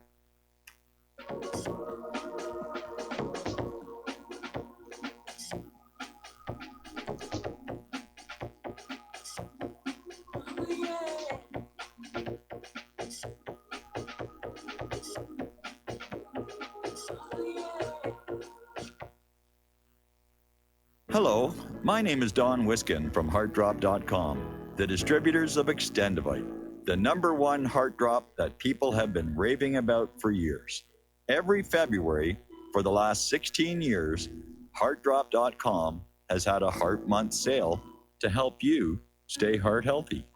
For only $115 plus shipping and handling, you can get a 4-month supply of Extendivite in either liquid or capsule form to help you get started on your path to better health. Now is the time to stock up. Order what you need. Stay heart healthy all year with the #1 heart drop, Extendivite. To order your Extendivite, call 1-877-928-8822. That's 1-877-928-8822. Or visit our website, heartdrop.com. Extend your life with Extendovite. Folks, we're living in a world the likes of which we've never perceived any clearer than we do now. The plan for global governance has been in the works for generations and would have likely been achieved by now, but for the fact that the globalists left open their Achilles heel. With all their tools, Federal Reserve System, fiat currency, no child left behind, and then Common Core education introduced to our schools to dumb us down, vaccines, pharmaceuticals to lobotomize us, GMO foods, insertion of compromised or bought and paid for politicians, judges, mainstream media propaganda, all pieced together like a puzzle designed to ultimately bring the world under submission. But with all their strategy, they forgot one thing: knowledge. And knowledge is power. With knowledge, their bombardment is nullified. Folks, with that, as brilliant and knowledgeable as you become, among the wisest audience of any radio audience in the world, and you are, I want you to take a moment to reflect and ask yourself, how much of that knowledge did I obtain from Republic Broadcasting Network? How high has my consciousness been raised since I've been a listener? How fast am I now able to discriminate truth from fake news by being a Republic Broadcasting listener? How clear am I now able to see the world since I've been listening to RBN? Ask yourselves those questions, folks. Then ask yourself, what is that knowledge worth to me? Like my morning coffee, how would I survive without it? A voice of truth in a sea of lies. Do we not all need to make sure it survives? Like public broadcasting, we are now finding we can only survive with listener support. Censorship, advertisers being attacked, truth itself being attacked. It's the only way through this. We at Republic Broadcasting humbly ask you to become a supporter. Look at your budget and make a determination of what Republic Broadcasting is worth to you and what you can afford on a monthly basis. Go to republicbroadcasting.org and pledge $20, $30, $40, $50, if possible, $100 a month or more if it's affordable. Click the donate button and become a regular monthly donor. Assure both us and yourself that Republic Broadcasting truth will continue to flow like that morning coffee. The network thanks you. We the people, in order to form a more perfect union, establish justice, ensure domestic tranquility, provide for the common defense, promote the general welfare, and secure the blessings of liberty. And aloha America, welcome back to the show here. And we're talking about the wars, we're talking about Syria. And there's a very interesting article over in Zero Hedge basically saying Ghouta is an Aleppo repeat. And it is a desperate attempt to save the Assad must go agenda. And at this point, the U.S. clearly has changed the narrative again. They're moving away from, we're just there to get ISIS and Al-Qaeda, because Syria and Russia pretty much have cleaned the country out. There's a couple of hot spots left, Ghouta being the prime one. And now they're back to Assad must go. Isn't that up to the people of Syria to decide? That's the way these things are supposed to work. And it's rather amazing to hear the U.S. screaming about Russia interfering in our internal politics when the U.S. has been interfering in the internal politics of country after country after country after country, including some who are supposed to be our friends. The U.S. actually did a regime change in France, which is probably what led to France deciding they wanted to cash in their Federal Reserve notes for the equivalent value in gold, which led Nixon to end gold convertibility. So apparently the Turkish armed forces and the Free Syrian Army linked the Turkish armed forces held area in western Aleppo and southwestern Afrin after they captured the village of Anqala and nearby points from the Kurdish YPG. So Turkey has gained control of a strip of the border inside Afrin. And again, whatever the reasons they're saying, this amounts to an invasion of Syrian sovereign territory by Turkey. And I don't think Syria is too happy about that. Now, here's a very interesting article. This is at Blacklisted News. Americans are horrified by mass killings unless the government is doing it. And it's basically pointing out how everybody is wringing their hands over the tragedy of the school shooting in Florida, and we should. Those kids didn't need to die. But at the same time, we just turn a blind eye to the millions being killed by the U.S. government around the world. And the fact that government is doing the killing isn't an excuse. We should be outraged over all of it, especially when you consider how many of these people being killed are not combatants. They're women, they're children. It's just indiscriminate death being poured all over these places.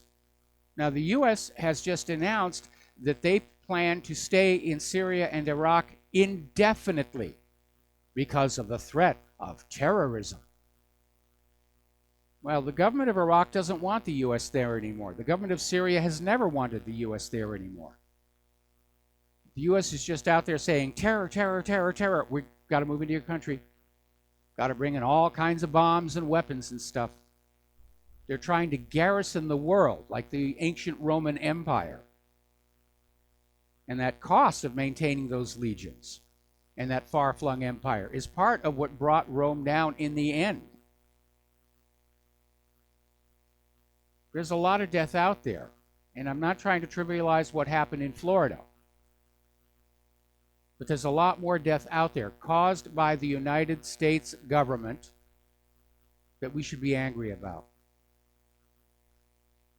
Now, the United States is warning Iraq against buying the Russian S-400 air defenses.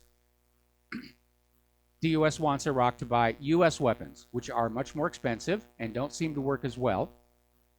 But rather than make better, cheaper weapons, Washington has told Baghdad that if they buy the Russian S-400 air defense system, the U.S. will hit Iraq with sanctions. It's arm twisting. It's like the mafia. You got to buy our product here or something bad going to happen. It's not a way for a civilized country to behave, not by any stretch of the imagination. Very alarming story coming out of Blacklisted News again. Britain is now officially preparing for war against Russia.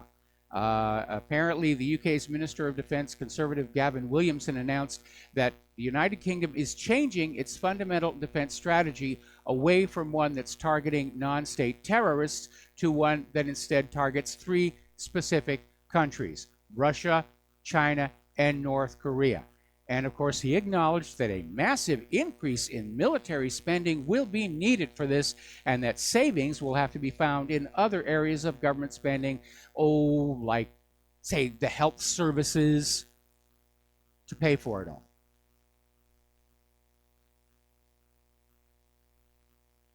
Russia and China and North Korea are not the threat. The United States is. Just go back over the last 18 years. Who has been invading all these other countries on the flimsiest of excuses?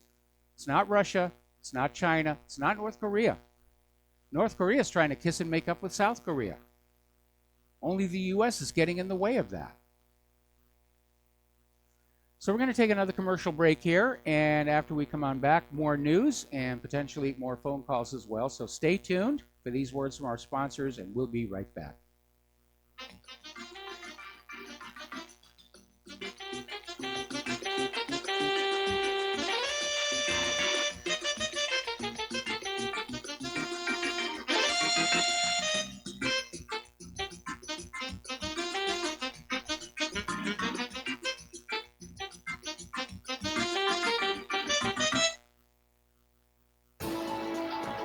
You are tuned in to the Republic Broadcasting Network.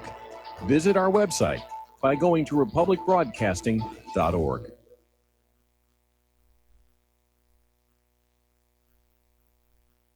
Homeowners, are you in foreclosure, expecting to be served with a foreclosure lawsuit, or suspect your lender has coerced you into an illegal mortgage transaction?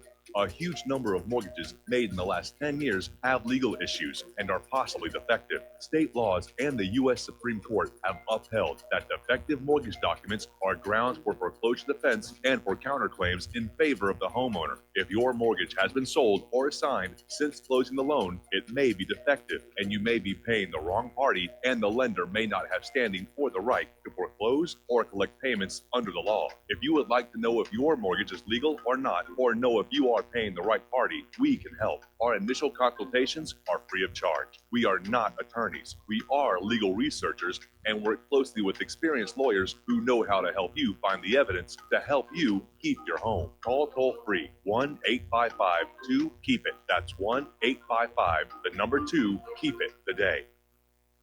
So, you love talk radio? Then you'll love TalkStreamLive.com. TalkStream Live is always on, 24/7, with the best streaming talk shows. Find your favorite talkers and discover some new ones. It's free, readily available online or on mobile with any smartphone or tablet. Finding your favorite talk shows all in one place has gotten a whole lot easier. Just go to TalkStreamLive.com. Be sure to download the free apps from Google Play or the iTunes App Store.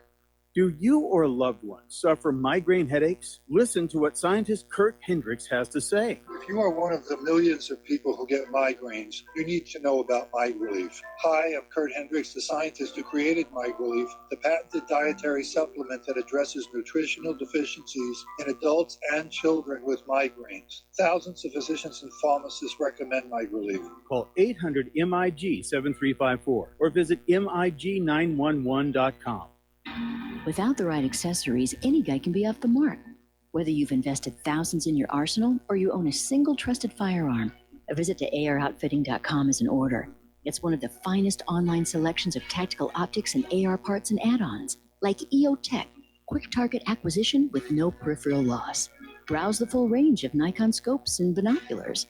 AROutfitting.com can illuminate your world with Streamlight gun-mounted lights from keychain to large handhelds up to 1,100 lumens. Find some stability with Battenfield tactical bipods. AirOutfitting.com has CMMG gun parts, barrels, assemblies, handguards, part kits, and more. Plus magful clips and magazines. I know I've got you excited, so take a breath. Head to AirOutfitting.com. The site's super easy to navigate and features a ton of technical info, including links to manuals. We also welcome vendor and manufacturer inquiries. Remember, if you don't see it, we can get it at AirOutfitting.com.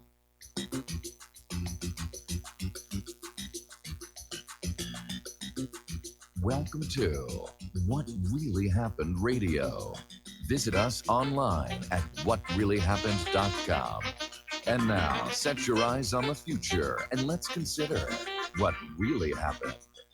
And aloha, America. Welcome back to the show. And somebody just sent me this tweet. Apparently, there's a breaking news report out of Syria, a new massacre committed by the United States. The U.S. coalition carried out a series of airstrikes on a gathering for displaced families in Daret in Deir ez-Zor. At least 24 civilians have been killed. Okay, now, as you know, Bibi Netanyahu in Israel is in serious trouble, and he's facing corruption charges, and everybody's already saying he's done. He's going to be forced to resign. It's the end of the Netanyahu era.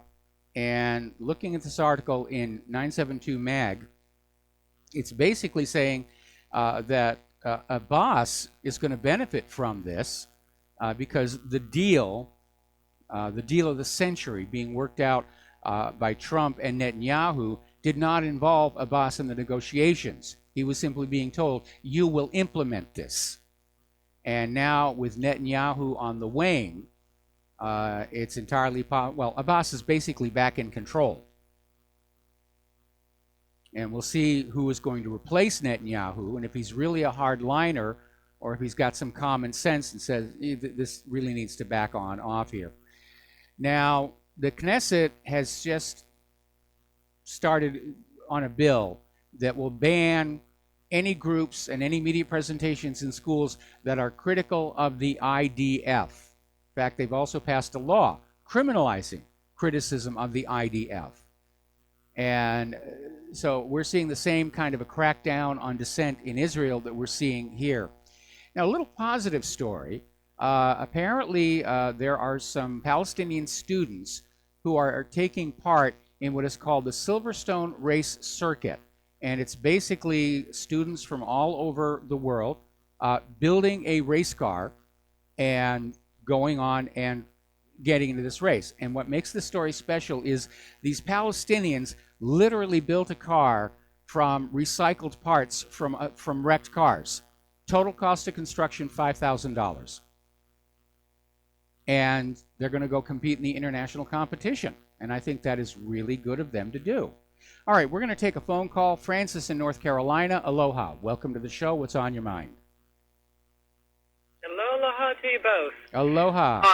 I'm a little late tuning in, but when you mentioned about the various governments of who knows what country going and attacking another and so forth and trying to instigate a war depending on who the national banker is and what they're trying to attain and so forth, I had a rather silly thought for you, although it probably will never happen.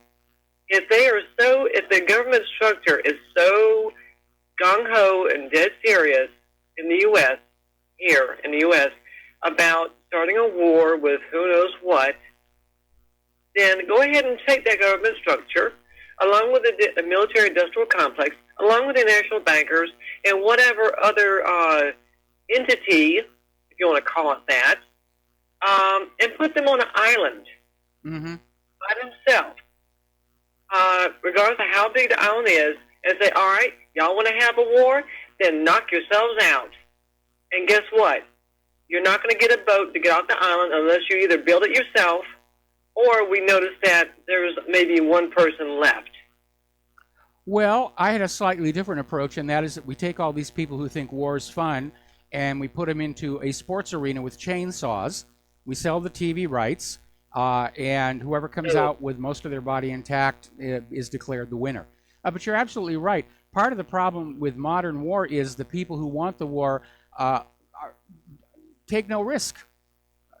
They're not out there. I mean, in the past, leaders who wanted war led their own troops into battle. Napoleon, Alexander the Great, Julius Caesar, they all went out there and they took that risk with their soldiers. Today, it's like that other caller said about the push-button war. Our leaders stay safe in their bunkers underneath Washington, D.C., and they send other people's children out to die. Yeah, that to me is a despicable pig. Because, well, actually, I take that back. A pig has more dignity than that. Yes. For that matter. But yes, it's oh gosh, I could go off on a tangent on that garbage, but when it comes down to greed, bloodlust and all that, oh, I know what it was. what you described about putting everybody into an arena with a chainsaw and all that, the first thought that came to mind was a film of long ago called Starship Troopers. Yes. With all the blood, gore, and everything else. And I thought, I mean, after the first time I saw that film, that was it. I couldn't view it another time. It was nasty. Yes. So, anyway. Y'all have a great one. All right, thanks an awful lot. We're going to switch over to Ted in Honolulu. Aloha, brah. What's up? Hey, Michael. Aloha. I'm over in Honolulu. It's 79 degrees over here today, and nice day. How are you, sir? I'm doing fine. It's 79 degrees here in Aiea. Oh, good on you. Good on you. Okay, well, a couple of comments. My first time calling in. But pertaining the gun laws, I'm very familiar with the gun laws in Hawaii. And actually found out most of the laws here are set by the Board of Health. So these are very local. And looking at all the literature, almost all the gun laws are local all over the U.S. So everybody seems to be barking up the wrong tree, attacking Washington. Go talk to your local officials if you're not happy with your local gun law. So that's one statement. Well, I understand that a lot of the attempts to ban assault weapons are being handled out at the state level.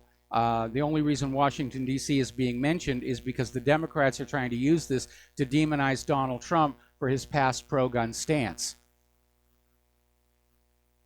Yes, sir, I understand that, of course, I understand. Well, the main thing is, though, the AR-15, of course, is being villainized, singled out. That you might be aware, on the Big Island, that's the weapon of choice for hunters. Many of the local people here, they love the AR-15, and they use them. They use them in their everyday life, and especially hunting wild pigs. But they do have some use for that. I personally am not attracted to those. But I would like to say, as far as the shooting, the school shooting in Florida, there's, culpability with the bumbling, incompetent Bureau. And they have a history of always messing up investigations, but they should be held criminally liable for not pulling the gun from that so-called child. I mean, he's 19 years old. You realize in Vietnam, the average age of the soldiers was 19 and 20 years old? Yes. And 50,000 died. They're not children, but in Honolulu, I can tell you, I know the laws because I bought several guns lately. But not only 14-day waiting period, but if you have any mental counseling, anything, you have to have letters from the doctor, letter from the hospital. You have the FBI background check. You have to then appear in person, pick up your application, to file the application, and come back in 14 days, pick up the license, go get the gun, bring the gun back, and register it with them. So they get 3 times to look at you, the HPD officers, and there's generally 3 of them. But I'm just saying, the lawyer that called in earlier, he was saying, what could they do? What do you want them to do to the kid? Well, take the gun away. In Hawaii, they can take your gun away. Even if you have a medical marijuana card now, they will take your gun away. So people just don't seem to have the facts. They don't understand. There are a plethora of laws regulating guns. There is gun control out there. We all know there is an agenda. So I just want to throw out, there is a great movie you might enjoy and the listeners might like to see, and it's called The Magnificent Seven. Yes. You might recall that from the early 60s. Yul Brynner, Steve McQueen. It's a classic. James Coburn, but it was taken, it's a classic. It's taken from Hayakawa's Seven Samurai, Japanese movie. He sued. It's all about the farmers. He sued for theft of the story, and they had to put out a new release print where it said based on Seven Samurai by Ishikawa. Yes, sir, it's there. It's on the film, but I happen to watch it. It's on Roku right now for free. I watched it twice, but if you want to see a good solution, it's all there in that movie. And also, it has the farmers giving all the debate that you hear, all from the Dems and the Dems and everybody. but they ultimately go to hiring these hired guns to protect themselves from the banditos, which was Eli Wallach. But Yes. they did prevail by having strong firepower. And I'm of the belief that, you need to harden the schools, fortify the schools. Honolulu schools are not safe. They are wide open. I'm sure you're aware of that. Mm-hmm. I even talked to a public school teacher. A public school teacher here last week told me a kid brought a weapon to class, 15-year-old, and the school took it away, and his father got mad at the school that they took the weapon away from the kids. So things are not right in Hawaii, and I doubt that they're right in the U.S. So I'm an airline pilot. I went through 9/11. When 9/11 happened, TSA came to the airports.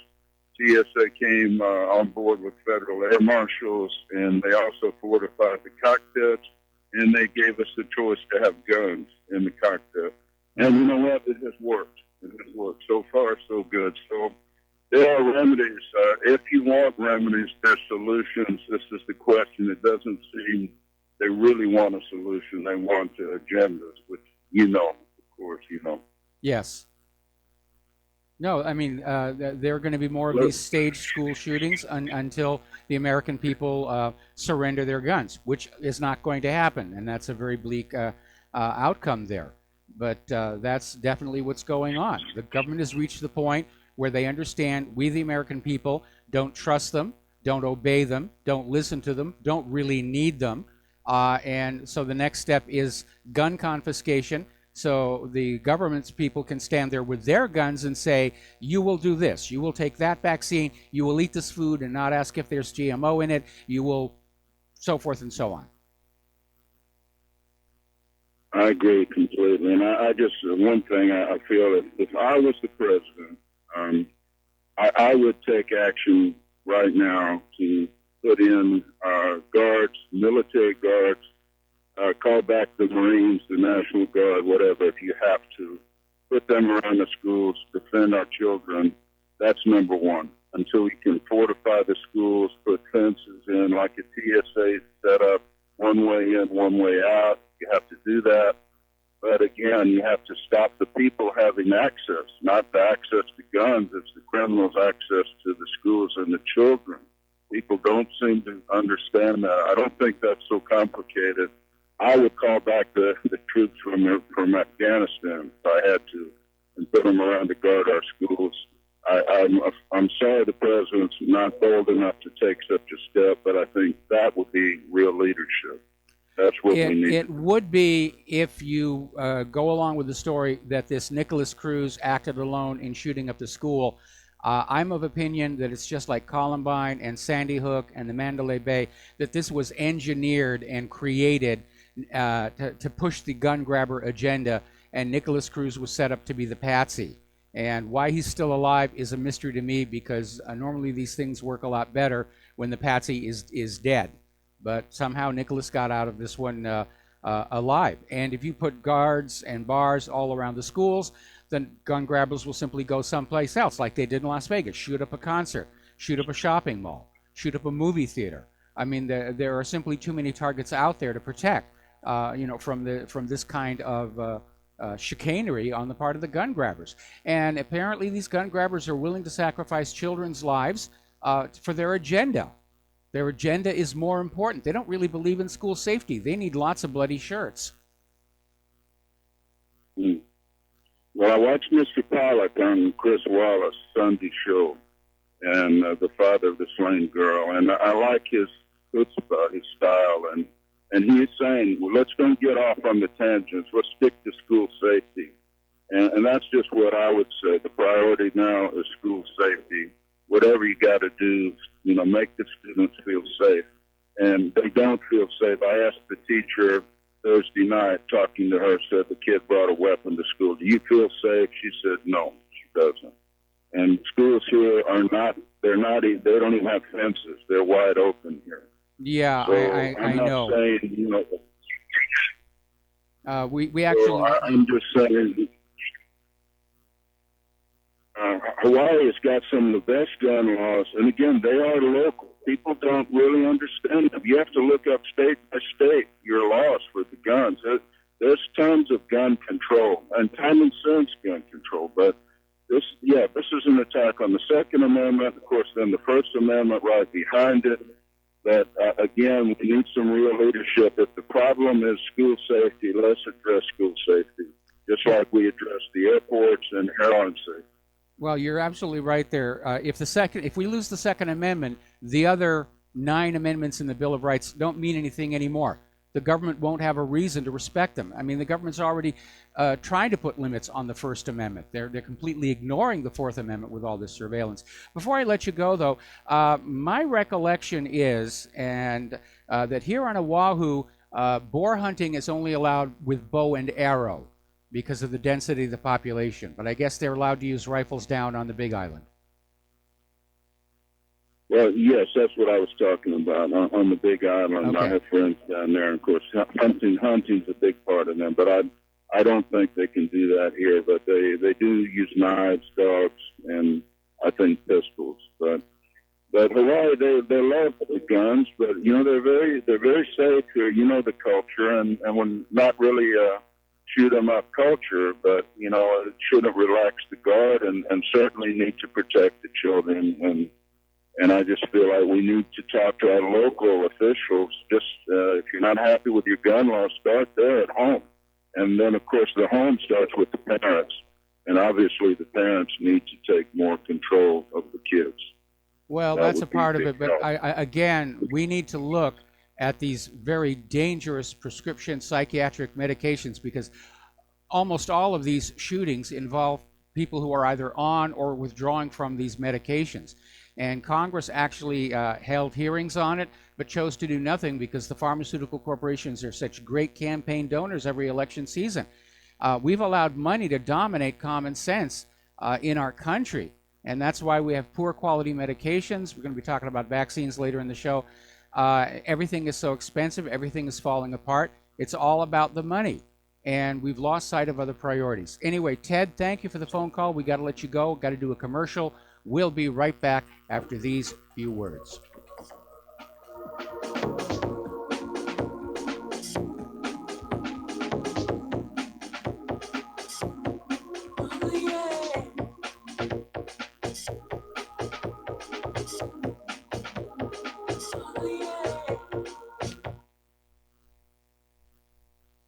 Tired of being lied to by mass media? It's growing more and more apparent today that news is received less and less through standard media outlets. Even with a growing audience every day, RBN is beginning to direct more efforts into social media. Social media and the use of the internet is fast becoming the primary source of people for news, regardless of demographic. RBN has set out to provide some of the best news on the internet through republicbroadcasting.org, and also has begun to use the tools to our advantage by way of social media. Republic Broadcasting is now operating a Facebook page to function as yet another avenue to have our collective voice reach new audiences across not only America, but across the globe as well. The Facebook page features not only news, but also an RBN player to listen to our broadcasts.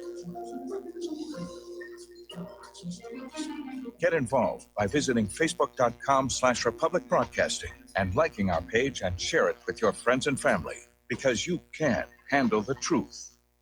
I'm getting older and noticing that my body just doesn't work as well as it used to. So I like to keep fit as possible by hitting the gym a few times a week. Recently, I started having a nagging bicep pain, and it got so bad I couldn't even lift the weights. When I was complaining about it to a friend, he told me about AngioPrim. He said chelation helps remove toxins, heavy metals, and cholesterol in veins and arteries that may cause blockages. After just 1 week of taking AngioPrim, the pain was gone, and now I'm back in the gym full strength. Scientific research proves the active ingredient in AngioPrim has superior oral chelation action that helps promote cardiovascular health. So to learn more, go to angioprim.com. That's ANGIOPRIM.com, or talk to a trained consultant. Call AngioPrim toll-free at 877-882-7221. You'll feel better with more energy. Call 877-882-7221 or go to the website angioprim.com. Hi, folks. CBD is the home run hitter for health right now. Why, you ask? Because of what it does for the body. Unfortunately, I can't tell you all about the benefit.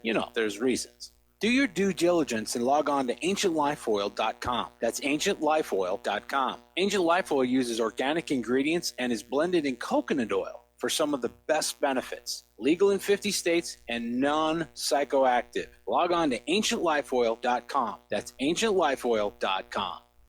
Do you worry a lot? Whether you're a college student, busy professional, parent, or grandparent, ongoing stress and elevated levels of the stress hormone cortisol can rob your memory, your health, and your future. Now you can combat the effects of stress and anxiety while improving your memory and recall at the same time with the dietary supplement Calm and Clever. Studies show that the ingredients in Calm and Clever reduce cortisol by as much as 30% in 1 to 2 weeks. Call 1-800-758-8746 or calmandclever.com. Some are maxed out all their credit cards. Some are working 2 jobs and living in cars. Minimum wage won't pay for a roof, won't pay for a drink. If you gotta have proof, distract yourself, Mr. CEO. See how far $5.15 an hour will go. Take a part-time job at one of your stores. I bet you can't make it here anymore. And aloha, America. Welcome back to the show. Just jumping on back to the Parkland shooting. Apparently somebody has leaked a series of emails out of Fox News in which the correspondents and the prostitutes are being ordered to defend Broward County Sheriff Scott Israel. And interestingly enough, over at CNN, they are so opposed to Donald Trump. They criticize him, where Trump come on out and said anybody would shoot up a school is a sicko. And I agree. And they've been made sicko with these prescription antidepressants. But apparently CNN came on out and said, oh, you can't do that. You can't call these people sickos. And they had experts come on in and say, really, you're insulting the mass killer. The corporate media has just become utterly useless. Alrighty, let's get on back to the news. A lot of stuff coming on in here. And there we are. Now, regarding immigration, as you know, Israel has this really bizarre idea that the rest of the world should have open borders and blend everybody together, but Israel has to be kept racially pure because they are the chosen people. And apparently, Israel is getting ready to deport a whole bunch of asylum seekers back to Africa. And the asylum seekers are not happy about that, and so they've staged a major protest in Tel Aviv. Now, the other day we were talking about how the Church of the Holy Sepulchre was closed because Israel was passing this bill about church lands and more taxes, but Israel has now backed down. Because apparently the closure of the church just sparked a global outrage. So there we are. Another story from Electronic Intifada. Israel is now going to forcibly transfer several Palestinian communities entirely to make way for more illegal settlements in the occupied West Bank. And the Israeli army has issued orders to the communities of Ain al-Hilwa and Jamal in the northern Jordan Valley, demanding immediate and total eviction of all residents within 8 days. Israel issued the same order to the community of Jabal al-Baba in the so-called E1 area near the mega settlement of Mala Adumim on the 16th of November. In all of these cases, the expulsion orders targeted entire communities. All of this, of course, illegal under international law. Now, apparently, Israel is starting to send police officers to man the police stations in Gaza, according to the PLO. And PLO officials are saying that this is aimed at establishing control over Gaza's Hamas-run police stations. All right, we're going to take a break. Back in hour 3 after these few words.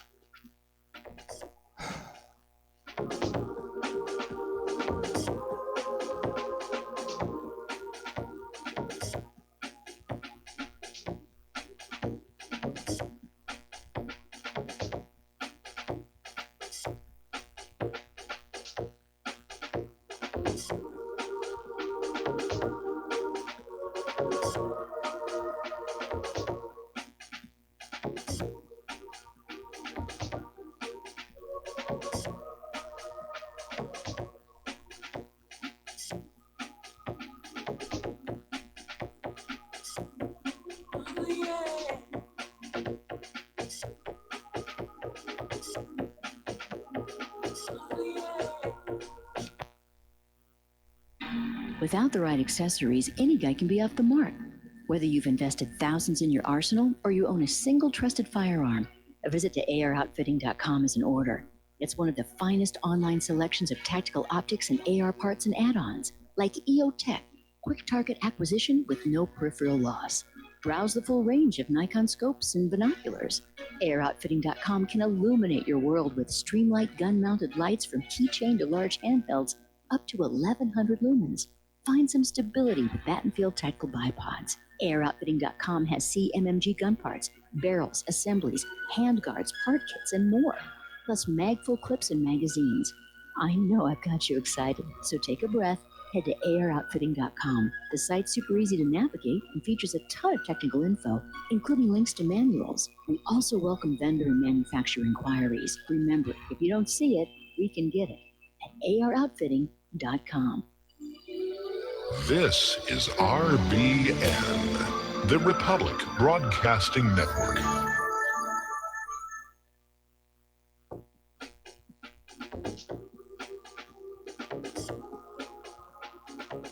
What really happened with your host, Mike Rivero, because World War III is a really bad idea. Here is your host, Michael Rivero. And aloha, America. Welcome back to the show here. We've got some breaking stories here. As I mentioned earlier in the show, Russia has basically declared a daily ceasefire to allow civilians to leave Ghouta. And apparently, as I mentioned, was a possibility on the show, the U.S.-backed rebels are firing on the civilians so that they can't get to the corridor, the escape corridor. And apparently, Newsweek is in even bigger trouble than I reported earlier in the show. Apparently, they're way behind on their rent. They owe their landlord more than $300,000, and apparently the landlord is moving to evict. So Newsweek is going to go away. And Syrian army, as usual, discovers Israeli weapons in the Daesh hideouts. All right, just staying on top of this stuff. Now, back in Palestine, back in the West Bank, there's a double standard for law. The illegal settlers are under the control of Israeli civil law, while all the Palestinians are subject to Israeli military law.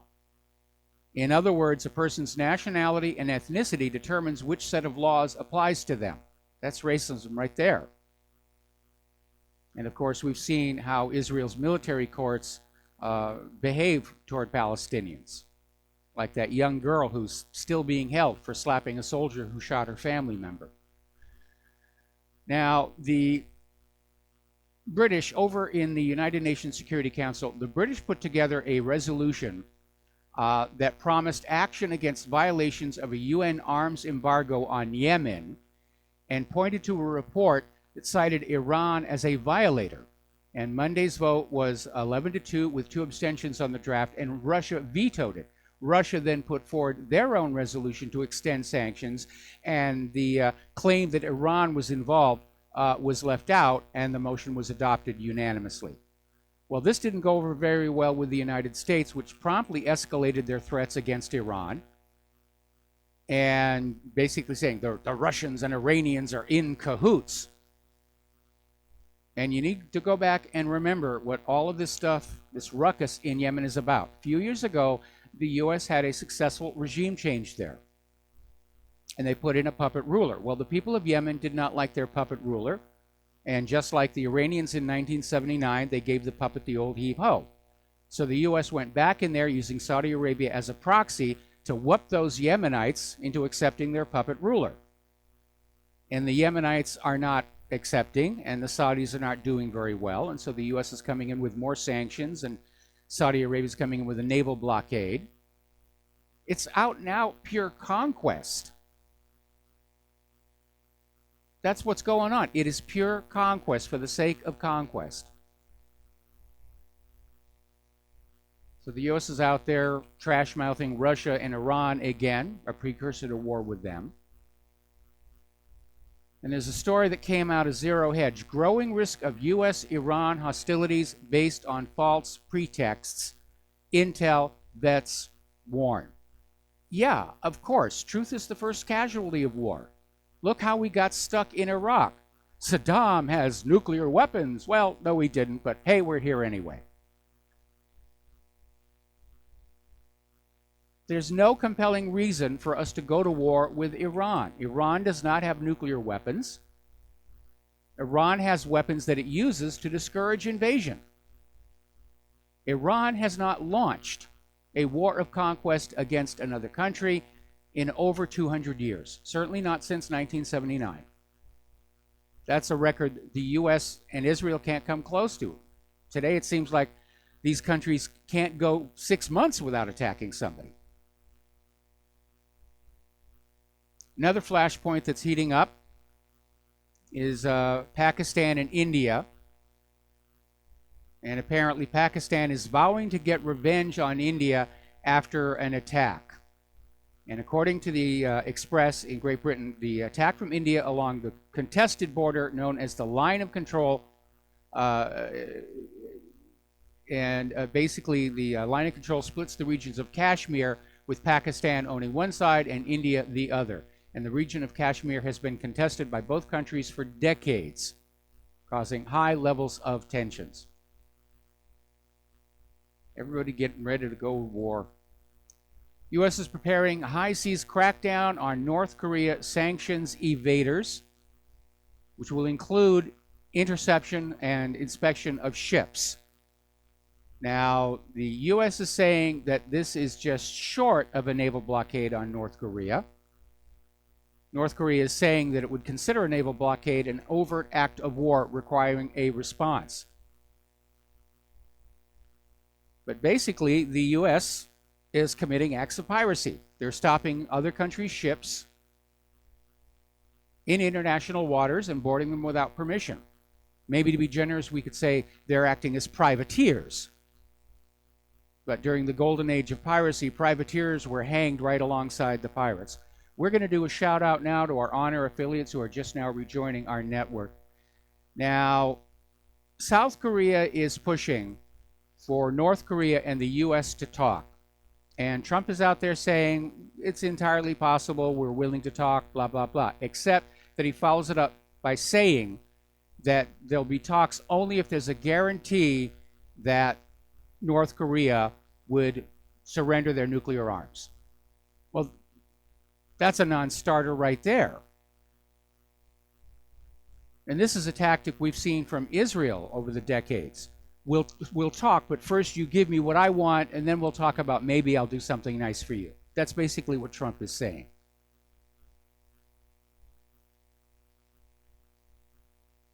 And again, North Korea is saying the reason for the nuclear arsenal is to deter an attack by the United States. They're being very, very specific because they've seen the recent history of the U.S. The U.S. goes into a country, talks them out of their weapons of deterrence, promises they won't invade, then they invade. They did it in Iraq. They did it in Libya. They did it in Syria. They're getting ready to do it in Iran. And they're trying to do it to North Korea. All right, let's take a phone call here. Jeff in Georgia. Aloha, welcome to the show. What's on your mind? Michael, I appreciate the opportunity of coming on. I'm the guy that always calls about the Jewish role in the Kennedy assassination. But the reason I called, Michael, is if you go back in history, the last 150 years, you had the British Empire, then you had the American Empire. But you basically had largely Anglo-Saxon rule. Today you have basically a Jewish oligarchy that uses the Anglo as a puppet. We have to overthrow not only the Jewish oligarchy, we have to overthrow the WASP. And I'm one of them. But I am a full 180 from the powers that are bringing us closer to war. England, United States, they're still WASP controlled, and they're allied as puppets to their Jewish masters. And the world is tired of that, and I am too.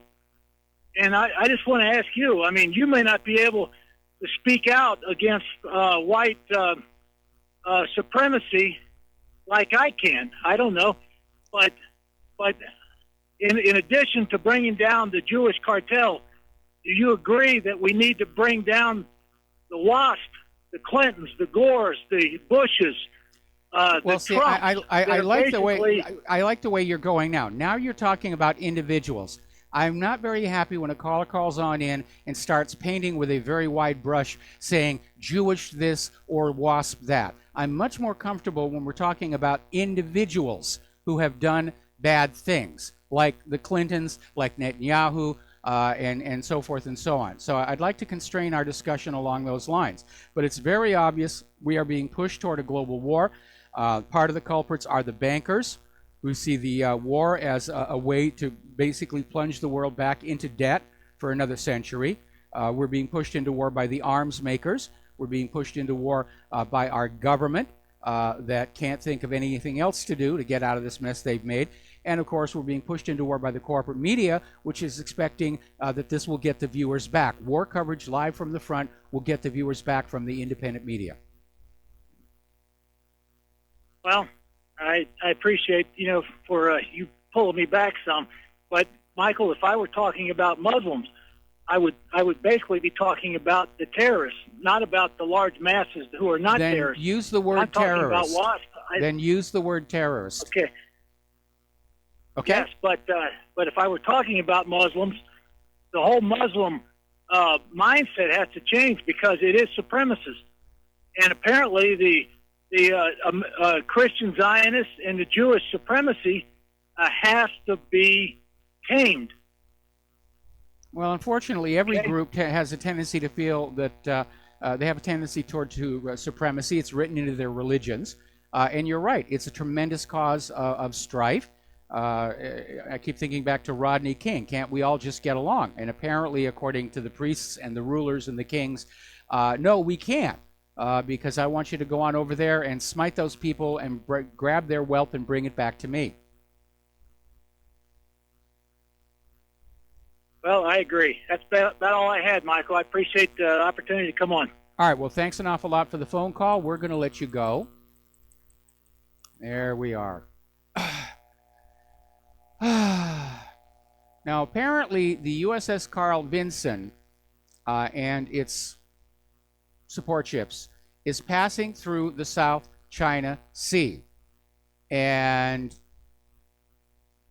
the media in China, of course, is saying this is an insult, this is more saber rattling. U.S. warships have sailed into disputed waters in defiance of China and continuing tensions. Now, the U.S. is actually out there saying that this is perfectly normal, that the U.S. Carl Vinson is out there on a cruise for disaster preparedness. That's the official story. Okay, why does the USS Carl Vinson have to be over on the other side of the planet in those disputed waters if it's really just a disaster preparedness exercise? They could do that right off the coast here of Oahu.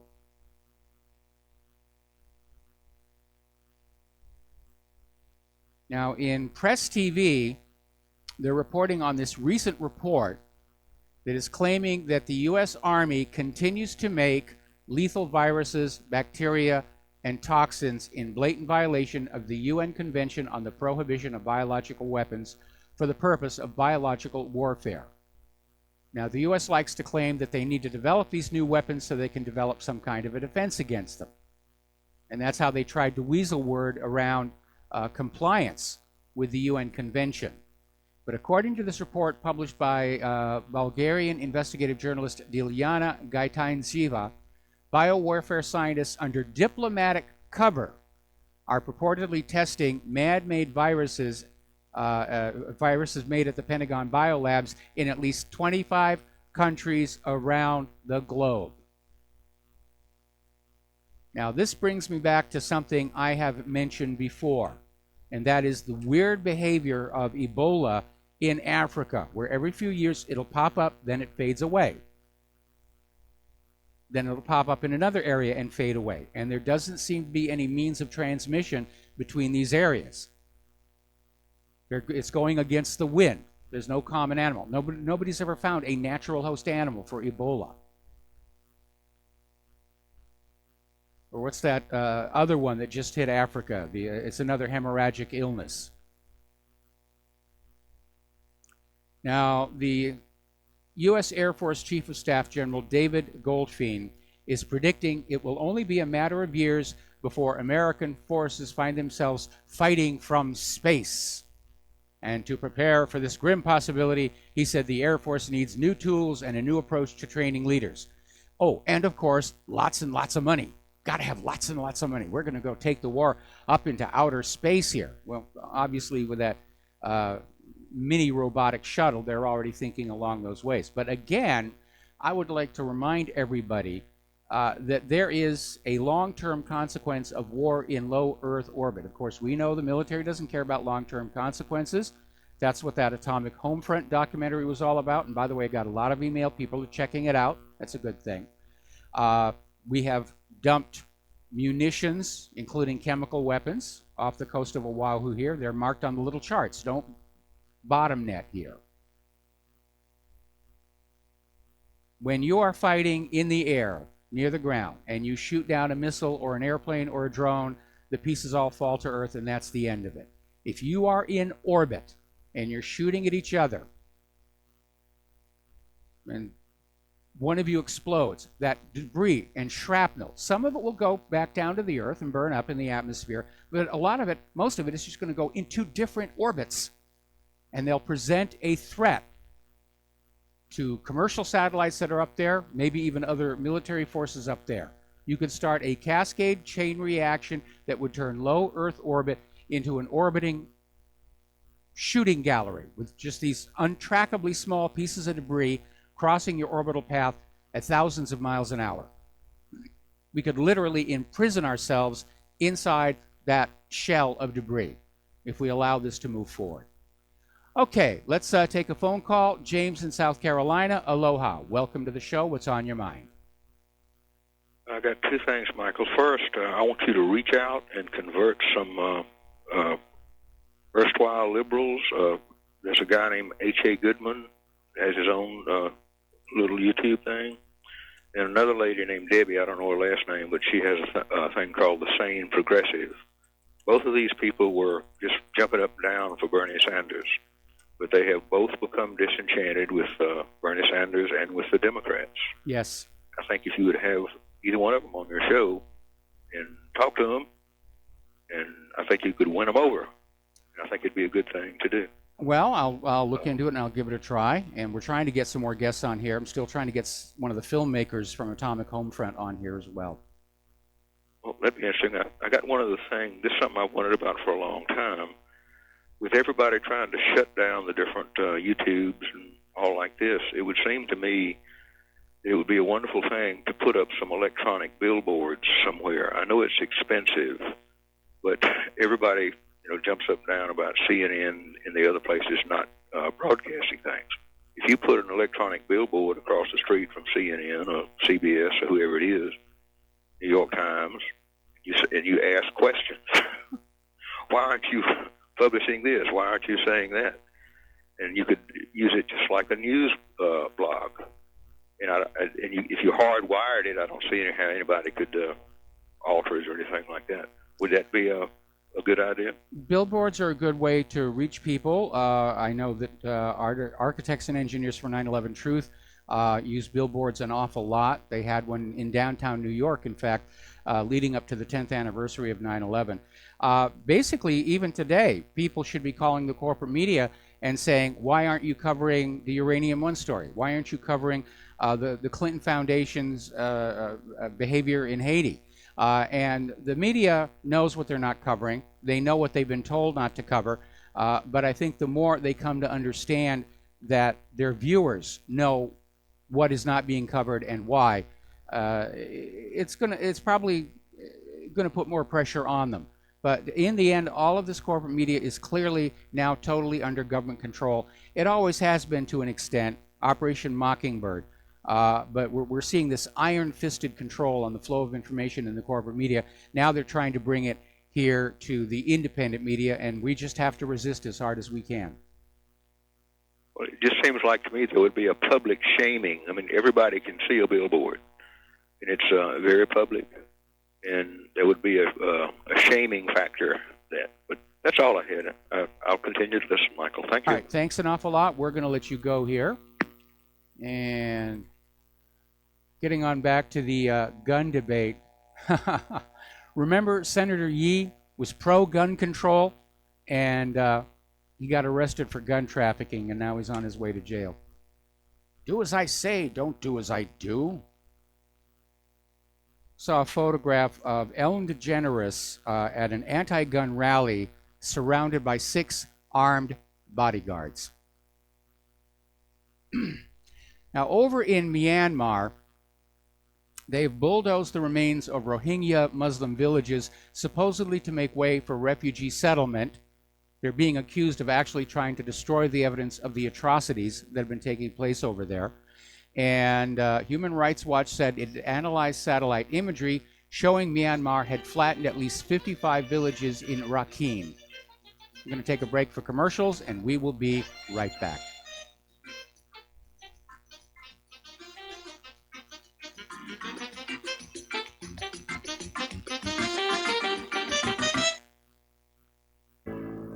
Do you or someone you know suffer from chest pain, blood pressure, cholesterol, or irregular heartbeat? Are you looking for a more natural solution to overcome these health challenges? You hear the ads all the time. If this stuff's so good, why doesn't my doctor prescribe it? That's easy. Doctors are not trained in natural medicine. Extendivite Heart Tonic does want you to be as healthy as you can be, and it really works. Take Extendivite for 6 months and your doctor will say, I don't know what you're doing, but don't stop. It's working for you. Get the dependability of Extendivite. Just see how you feel in 6 months. A 2-month supply of either capsules or liquid is only $69.95 plus shipping and handling. Call 1-877-928-8822. That's 1-877-928-8822 or visit heartdrop.com. Extend your life with Extendovite. For the past 14 years, it's been my privilege to host the National Intel Report on RBN, to offer a platform to interview exceptional guests, to provoke critical thought, and examine evidence, whether real, fake, or somewhere in between, and allow our audience to call in and participate with your input and questions in order to help us all reach an educated decision and arrive at our own truth. Our world has changed. It's now been turned on its head. Real is now considered fake, and mainstream fake is now pushed as real, rather than any clear thinking, consensus, or rationale. Those few remaining beacons of light, the ones still shining through the mainstream media lies, propaganda, and deception, are being viciously attacked at every level through attempts at censorship, threatening advertisers, jailing hosts, and even killing journalists brave enough to speak the truth to you. We are in a war for our very freedom and existence, and through these despicable acts, freedom haters, collectivists, and communitarians have shown that they will stop at nothing to blot out these last few beacons of light. Truth is becoming increasingly more difficult to unmask, just as the term unmasking itself is spoken by those usually anonymous sources. They promote their lies, wishing to mask the truths by ignoring it, vilifying it, or conspiratorializing it into a black hole abyss. Regrettably, RBN has reached the tipping point, and through internal audit and actuarial review, it has now been determined that the only life raft of survival to this network is to go the way of PBS, that being audience-supported. Like a cornered animal, the left with veracity is pulling out all the stops with every effort to effectively blacken our beacon forever. Help us, folks. Help yourselves. Don't let our light stop shining. Our motto has always been, because you can handle the truth. It's time to review your budget, folks. If you want the truth to keep flowing through RBN, go to republicbroadcasting.org and become a regular monthly donor of $30, $40, $50, or $100 or more a month and ensure you keep the truth flowing. What this country is coming to, I sure would like to know. If they don't do something by and by, the rich will live and the poor will die. Doggone, I mean the panic is on.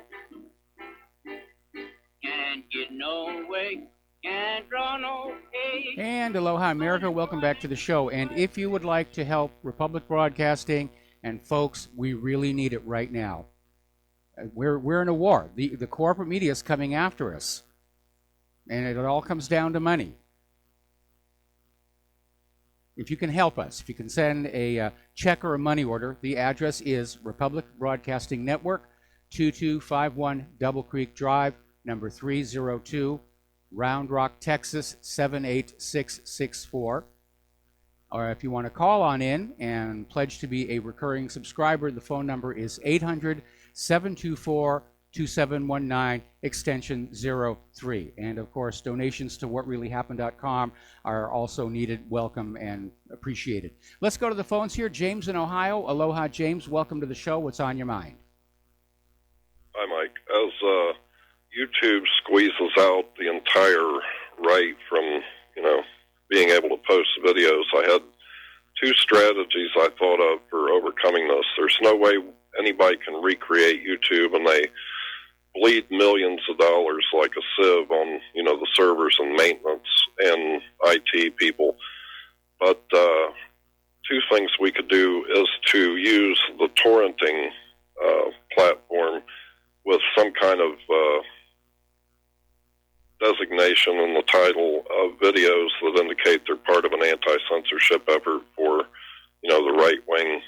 Furthermore, there are these, of course, for-profit companies that stream copyrighted television and shows and film. That could also be done. Of course, that would, I guess, probably places like InfoWars and Breitbart would be able to set that up more easily, but it wouldn't be out of the range of possibility for even the poorer parts of the right. And as far as, the free speech on the internet, of all people, I have to, I think what I liked best was a quote from John Waters on the YouTube channel Big Think. He said, I think it should be legal to shout fire in a crowded theater. Okay. So, I was most comfortable. I was on a forum called libertyforum.org, and you had everybody on there from Israelis to Nazis to communists to homosexuals, Orthodox Christians, and that's where I felt most comfortable. I think that's what the internet should be. Yeah, we had flame wars and things like that, but after we got over that quickly. It's kind of like legalizing drugs. You think that everybody's going to become a heroin addict. That's not really what happens. After we got over the name calling, we actually settled down and found points of mutual benefit and agreement, and we could discuss things unemotionally. So, but anyway, I just thought that those two ideas may have some merit. Well, again, what we're going to see happening, I mean, corporate media is clearly in trouble. Newsweek is about to get evicted from their offices. They're under investigation for fraud. There are going to be people who are going to set up new video streaming services, and we just have to find one. I'm looking at the one that Health Ranger's getting ready to set up.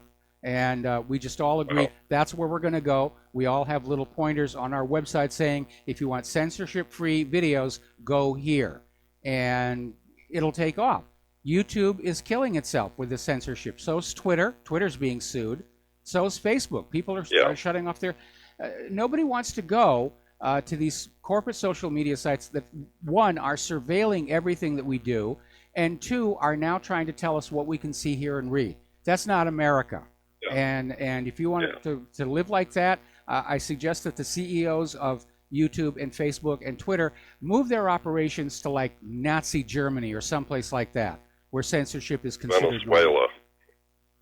Venezuela. Venezuela or China. Yeah. All right. That's all I had for you. Thank you. All right. Thank you very much. We're going to let you go here. And little flashback story. This goes back to, I think it was 2013. Let me take another look at the date on this thing. Yeah, 2013.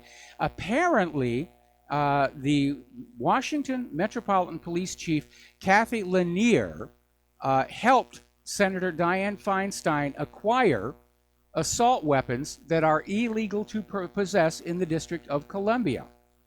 So once again, we have these politicians that think gun control is for you, for the masses, and we have a right to be armed. And so we'll see what happens from that. Feinstein's on her way out. She couldn't even get her own party's endorsement for November. So does this mean she has to give back all those illegal arms that the police gave her? That would be interesting. All right. Now, Russia's Deputy Prime Minister Dmitry Rogozin has said that sanctions on the Russian companies are forever. And he's saying the sanctions are the reaction of our old material enemy to our strengthening. And they'll only be lifted only if we are seen to become weak again. Therefore, us sanctions are a chance to show the best features of our national character. Now, another thing about the sanctions is all these sanctioned countries are having to learn how to become more self-reliant. This works against the globalist agenda. We'll be back after these words from our sponsor.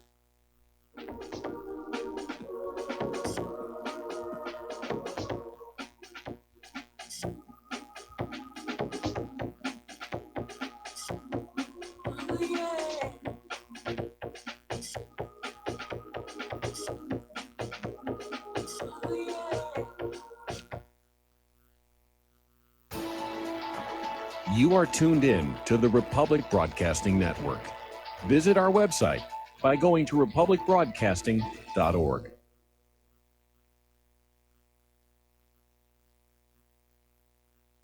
Do you or a loved one suffer migraine headaches? Listen to what scientist Kurt Hendricks has to say. 35 million people in the United States suffer with debilitating migraines. If you or a loved one are one of them, you need to know about MigraLief.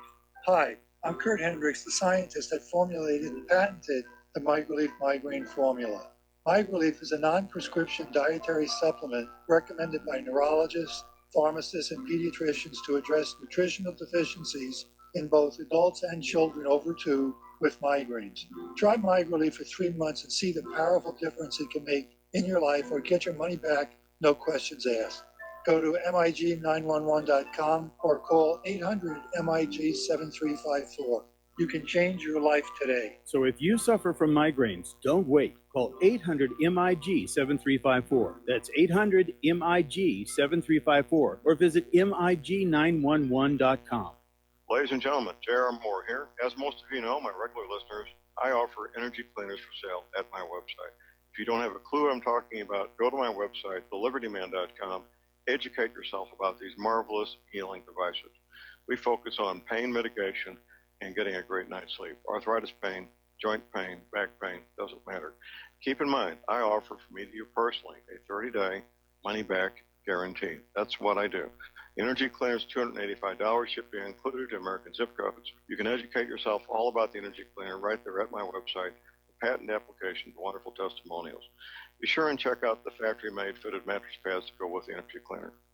Now, I offer from me to you personally a 30-day money-back guarantee. That's what I do. I have a toll-free order line, or you can order it right at my website at thelibertyman.com. That toll-free order line is 800-592-9543. I say again, 800-592-9543. Thank you.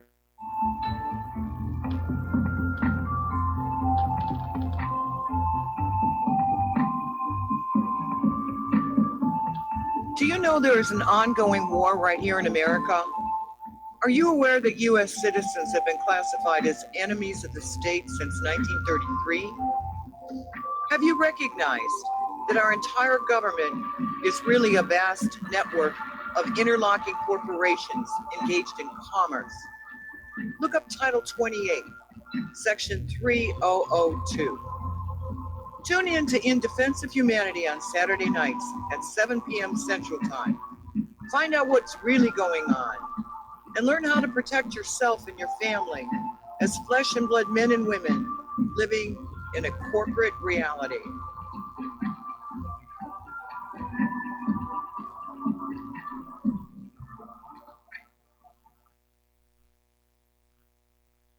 If you got the money, honey, we got the bombs. We'll plant 'em anywhere you like and blow up anyone. Whip this world into a frenzy, killing babies, dads, and moms. If you got the money, honey, we got the bombs.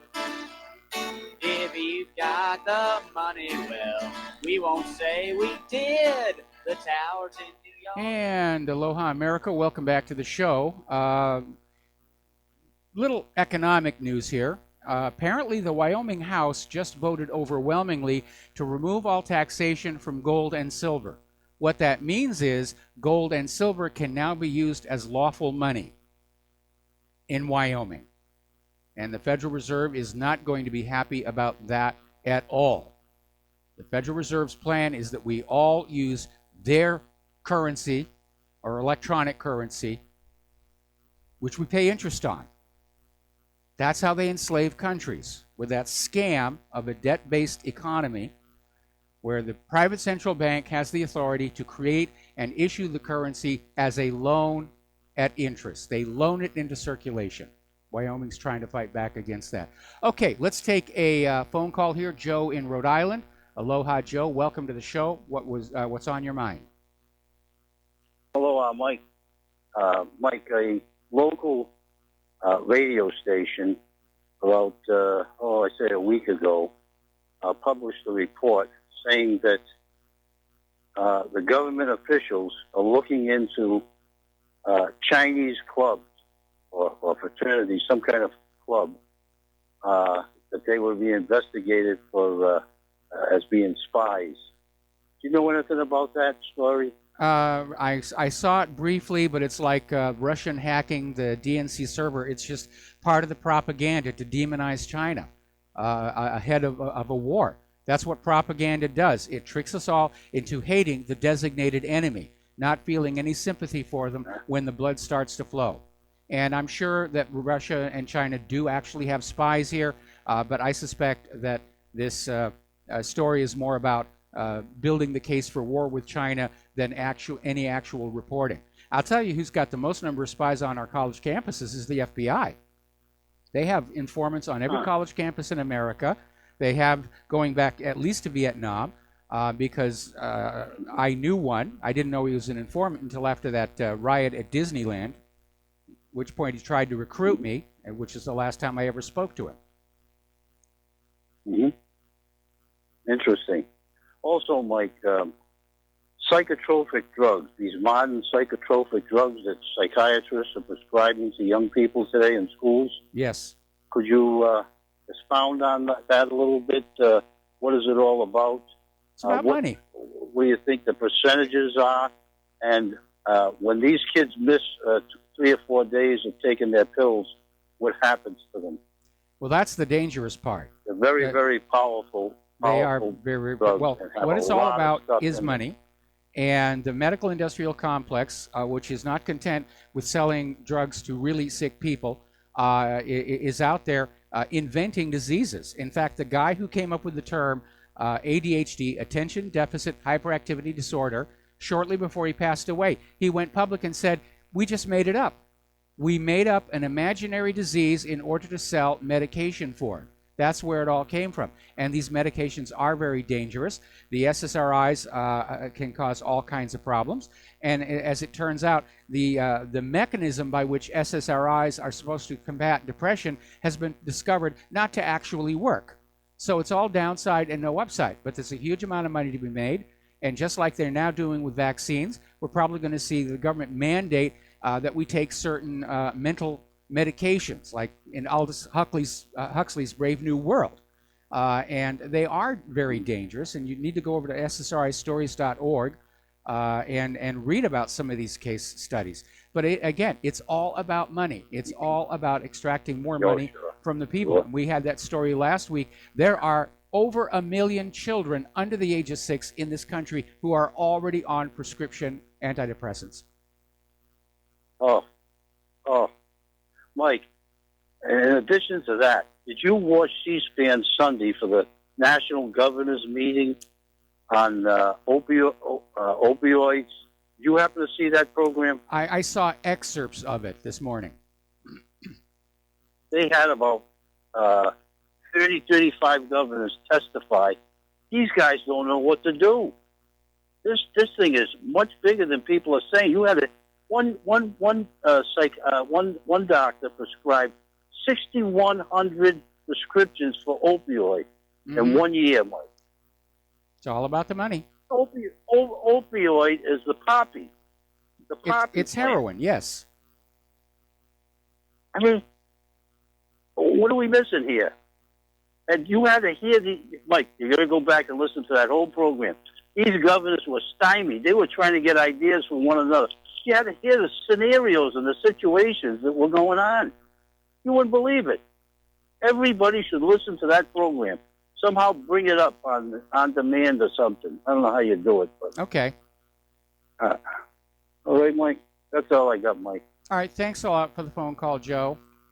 And again, it was all about the money. After conquering Afghanistan, the poppies were blooming, an inexpensive source of opium. And yes, some of the opioids are synthetics as well.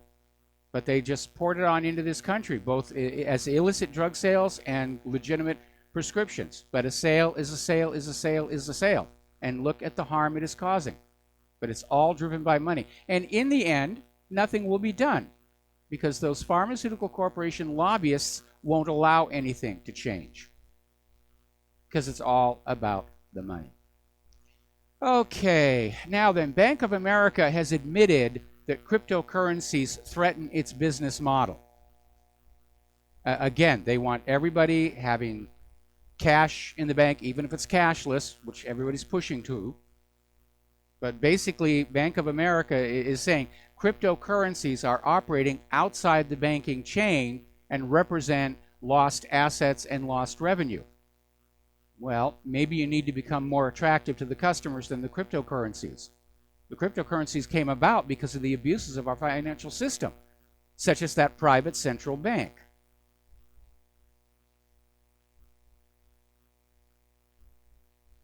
This story just is amazing. It's about Great Britain, about London, and police in London are just at a loss to explain why rape is up 20% in Sadiq Khan's London. Well, I think if you look at Sweden, you're going to get your answer. Now, Justin Trudeau is going around saying that the most common complaint he gets from Canadians is, you're not bringing in enough immigrants. I think that scores 2.5 Pinocchios right there. The BBC is starting to push back on sovereigntists. It's declared populism is truly terrifying. Look, it got us Brexit and it got Donald Trump. Well, Brexit and Trump were the vote and will of the people. And basically what BBC is saying is that ordinary people are really too stupid, and we shouldn't be allowing them to vote anymore. Now,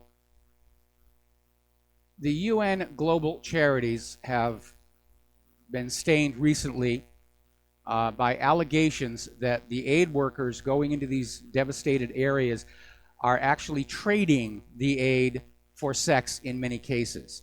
They were caught doing it in Haiti, and apparently they've been caught doing it in Syria. And apparently the exploitation is so widespread that some women refuse to go to the aid distribution centers because they assume they will be required to offer their bodies here. Okay, let's see. Did we do Joe in California, or is this a new caller? Okay, Joe in California. Let's get him online here. And aloha, welcome to the show. What's on your mind? Hi, thank you for taking my call. I was calling in regards to the issue of the way the government works very hard to get everyone to split up and at odds with one another. Yes. As a way to keep the public down and beneath the unaccountable government. And one of the things I was wondering is, in the old days, so to speak, when the Constitution was written, how did everyone in the old days, with the limited communication abilities they had, get everyone together to stand up and write the Constitution to become we the people and no longer be? Well, they did everything they did everything with the Postal Service. The written word was the only means of communication, and they basically just mailed letters back and forth. And the understanding was that even on a horseback rider, a letter could take a week to get from New Hampshire to, say, South Carolina. I just think that it's amazing how hard the Founding Fathers worked to build such an amazing thing as the constitutional republic. And it must have been very well structured for it to stand as long as it has. And even at this stage of our existence, we are still fending them off, so to speak, these powerful deep state shadow government agencies that are working so hard to get rid of us, so to speak. And yeah, absolutely. The Constitution was written to create strong, sovereign, independent states and a weak central government that acted as an arbiter only and was forbidden a standing army. And these were all because of lessons learned by the Founding Fathers, who had remembered what conditions were like in Britain. And so obviously, as the central government starts to rise and grab power, they don't like this idea that there's restrictions on them. And right after the Civil War, there were a whole bunch of amendments passed to the Constitution. You ought to take a look through them. And it basically consolidated power. It reduced the independence of the states, even those that had stayed with the Union. It basically said that the federal government could borrow as much money as it wanted, and the states had nothing to say about it. Just all kinds of abuse that piled on there. And today, of course, we see the government is openly contemptuous not only of the Constitution and the Bill of Rights, but of anybody who still holds these documents to be the ultimate law of the land. Yes. Two of the things I've seen on YouTube, one of them is a video that takes a small excerpt from the Bugs Life movie, and it's titled, "Then They All Might Stand Up to Us." Yes. And it was posted by the country of Portugal. And it explains how the strength of all of us comes from the strength of us each as individuals. That sequence in the movie, that was my favorite sequence in that movie. And then the other movie I've seen on YouTube is called The Tiny Dot. Yes. Where it also explains that the goal of a corrupt government is to break everyone down into individuals and usher them off into little cubicles to smash them down and keep them silent and detain them, versus the whole nation coming together as we the people, as it states in the top of the Constitution. And I don't know how else to put it other than every time you turn around, the infringement of everybody's rights so that one or two corporations can continue to profit. Yep.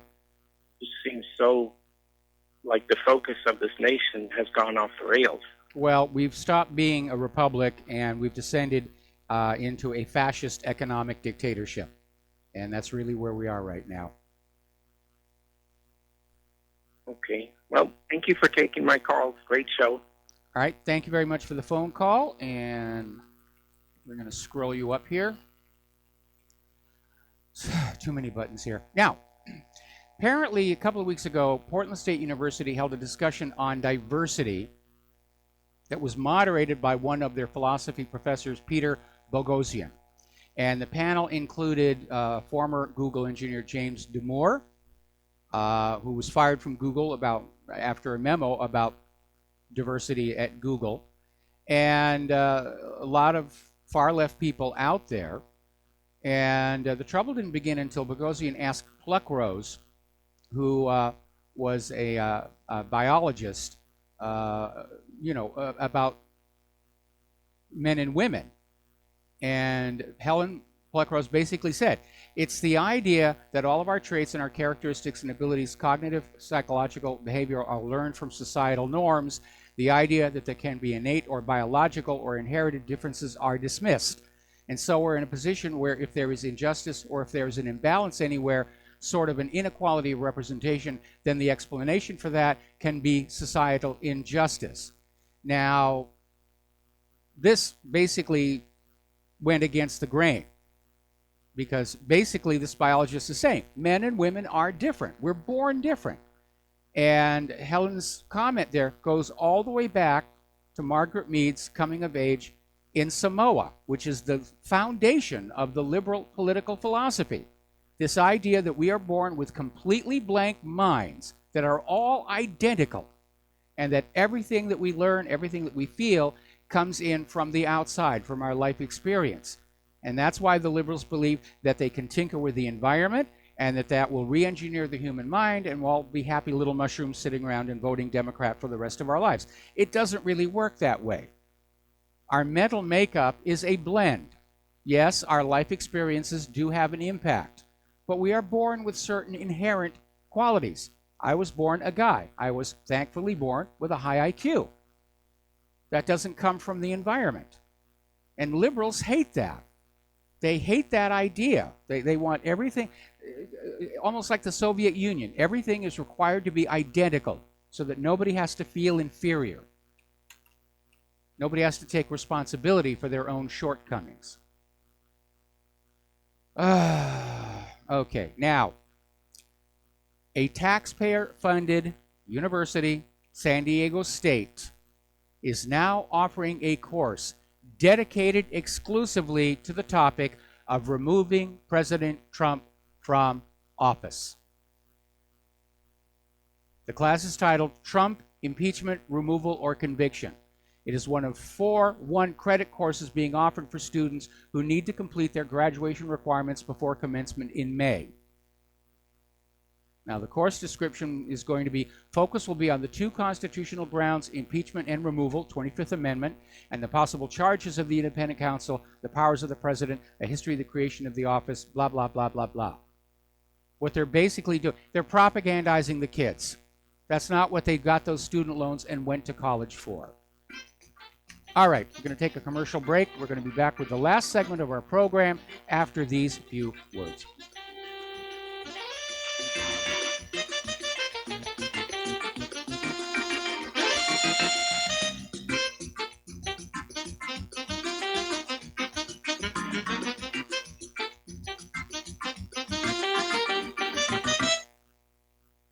Homeowners, if your lender has gone out of business or sold your transaction to another lender or servicer, you may be the victim of a wrongful foreclosure, resulting in the loss of your home. If you've already lost your home, are in foreclosure, or even in good standing, you can challenge the mortgage transaction's illegal issue, and your property can be restored to you, and your foreclosure can be stopped or reversed, and the mortgage transaction declared unenforceable. State laws, U.S. title codes, the Uniform Commercial Codes, and U.S. Supreme Court rulings have upheld that defective mortgage documentations can reverse or stop foreclosures and enforce property title claims in favor of the homeowner. We are having successes in stopping the process of foreclosure, the enforcement of the foreclosure judgments, the sale of property, and evictions after the sale. We are not attorneys, and we don't give legal advice. We are a professional team of legal researchers, providing forensic mortgage audits and expert witnesses. We have the knowledge to produce the evidence and enforce laws regarding your legal issues. We've been in business for 12 years without a complaint. Consultations are free, and we provide a free title search to confirm if your mortgage has legal defects. Please call 855-253-3748. 855, the number 2, keep it today. Without the right accessories, any guy can be off the mark. Whether you've invested thousands in your arsenal or you own a single trusted firearm, a visit to AROutfitting.com is in order. It's one of the finest online selections of tactical optics and AR parts and add-ons, like EOTech, quick target acquisition with no peripheral loss. Browse the full range of Nikon scopes and binoculars. AROutfitting.com can illuminate your world with Streamlight gun-mounted lights from keychain to large handhelds up to 1,100 lumens. Find some stability with Battenfield Tactical Bipods. AirOutfitting.com has CMMG gun parts, barrels, assemblies, handguards, part kits, and more, plus mag-full clips and magazines. I know I've got you excited, so take a breath. Head to AirOutfitting.com. The site's super easy to navigate and features a ton of technical info, including links to manuals. We also welcome vendor and manufacturer inquiries. Remember, if you don't see it, we can get it at AirOutfitting.com. Okay, nurse, let's get this man to the ER stat. Right away, doctor. We see this every day. Heart attack or angina pain due to blocked and clogged arteries. Chelation can remove obstructions or blockages from arteries and help avoid painful and expensive surgery. Now there's Angioprim. It's a liquid oral chelation product that you take with juice. You start to feel the results fast. Angioprim increases blood flow all over the body, and that means more energy and strength to take on the day with less aches and pains. 60 years of research has gone into chelation, and Angioprim is the result. A safe and easy way to unblock your veins and arteries from buildup that slows circulation. Paging Dr. Jones. Please report to the emergency room right away. Log on now for a special radio offer from Angioprim. That's angioprim.com/radio. ANGIOPRIM. Angioprim.com/radio or call 877-882-7221. That's 877-882-7221.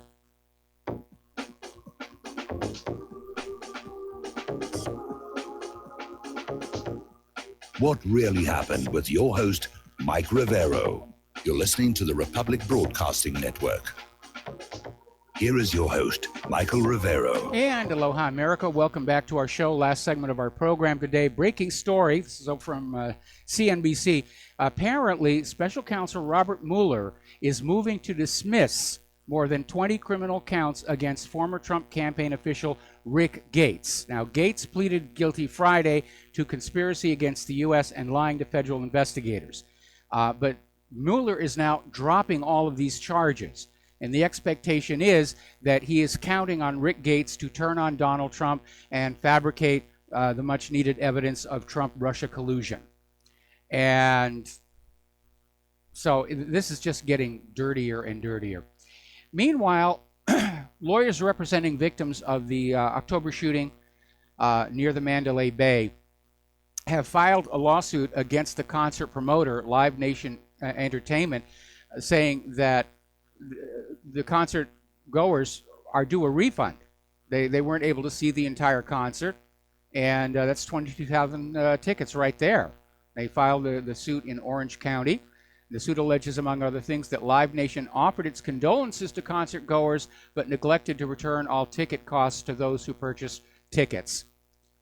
Now, here's another little story about, blame Russia, blame Russia, blame Russia. Apparently, there were some technical glitches during the presentation of the Winter Olympics, and now the U.S. intelligence community is absolutely convinced Russia hacked the Winter Olympics. Now, South Korea is saying it was just technical difficulties, which can happen when you have a large event. You've just brought in the cameras and monitors and everything. Things don't always go right. But by golly, the U.S. is absolutely convinced that Russia hacked the Winter Olympics. Why would they bother? The story just doesn't make any sense at all. Now, here's an interesting story. This was actually reported on corporate mainstream media, and they're talking about this year's flu season, which has been really, really bad. And they quoted this nurse, this expert, Anna Trieg, saying that the flu epidemic is potentially caused by the flu shot because of the way they manufacture it and the mutations of the virus. So you're not getting a vaccine for the flu that's out there. You're being injected with an entirely different flu virus. And they actually allowed this on TV. And that's rather risky because according to this story out of Atlanta Black Star, there was a CDC doctor who was saying exactly the same thing. The flu shot caused the outbreak, disappeared. First of this month has not been found. Oh, it gets ugly out there. All right, we're coming up here to the end of the program, and I'm going to have to leave as soon as the music starts because I've got another interview that I need to go to. So stay tuned for John Stedmiller's program. I'm sure he has all kinds of interesting things to share with you. Please keep up the pressure. Keep taking these stories, sharing them with everybody that you know. We'll be back tomorrow. Aloha, America.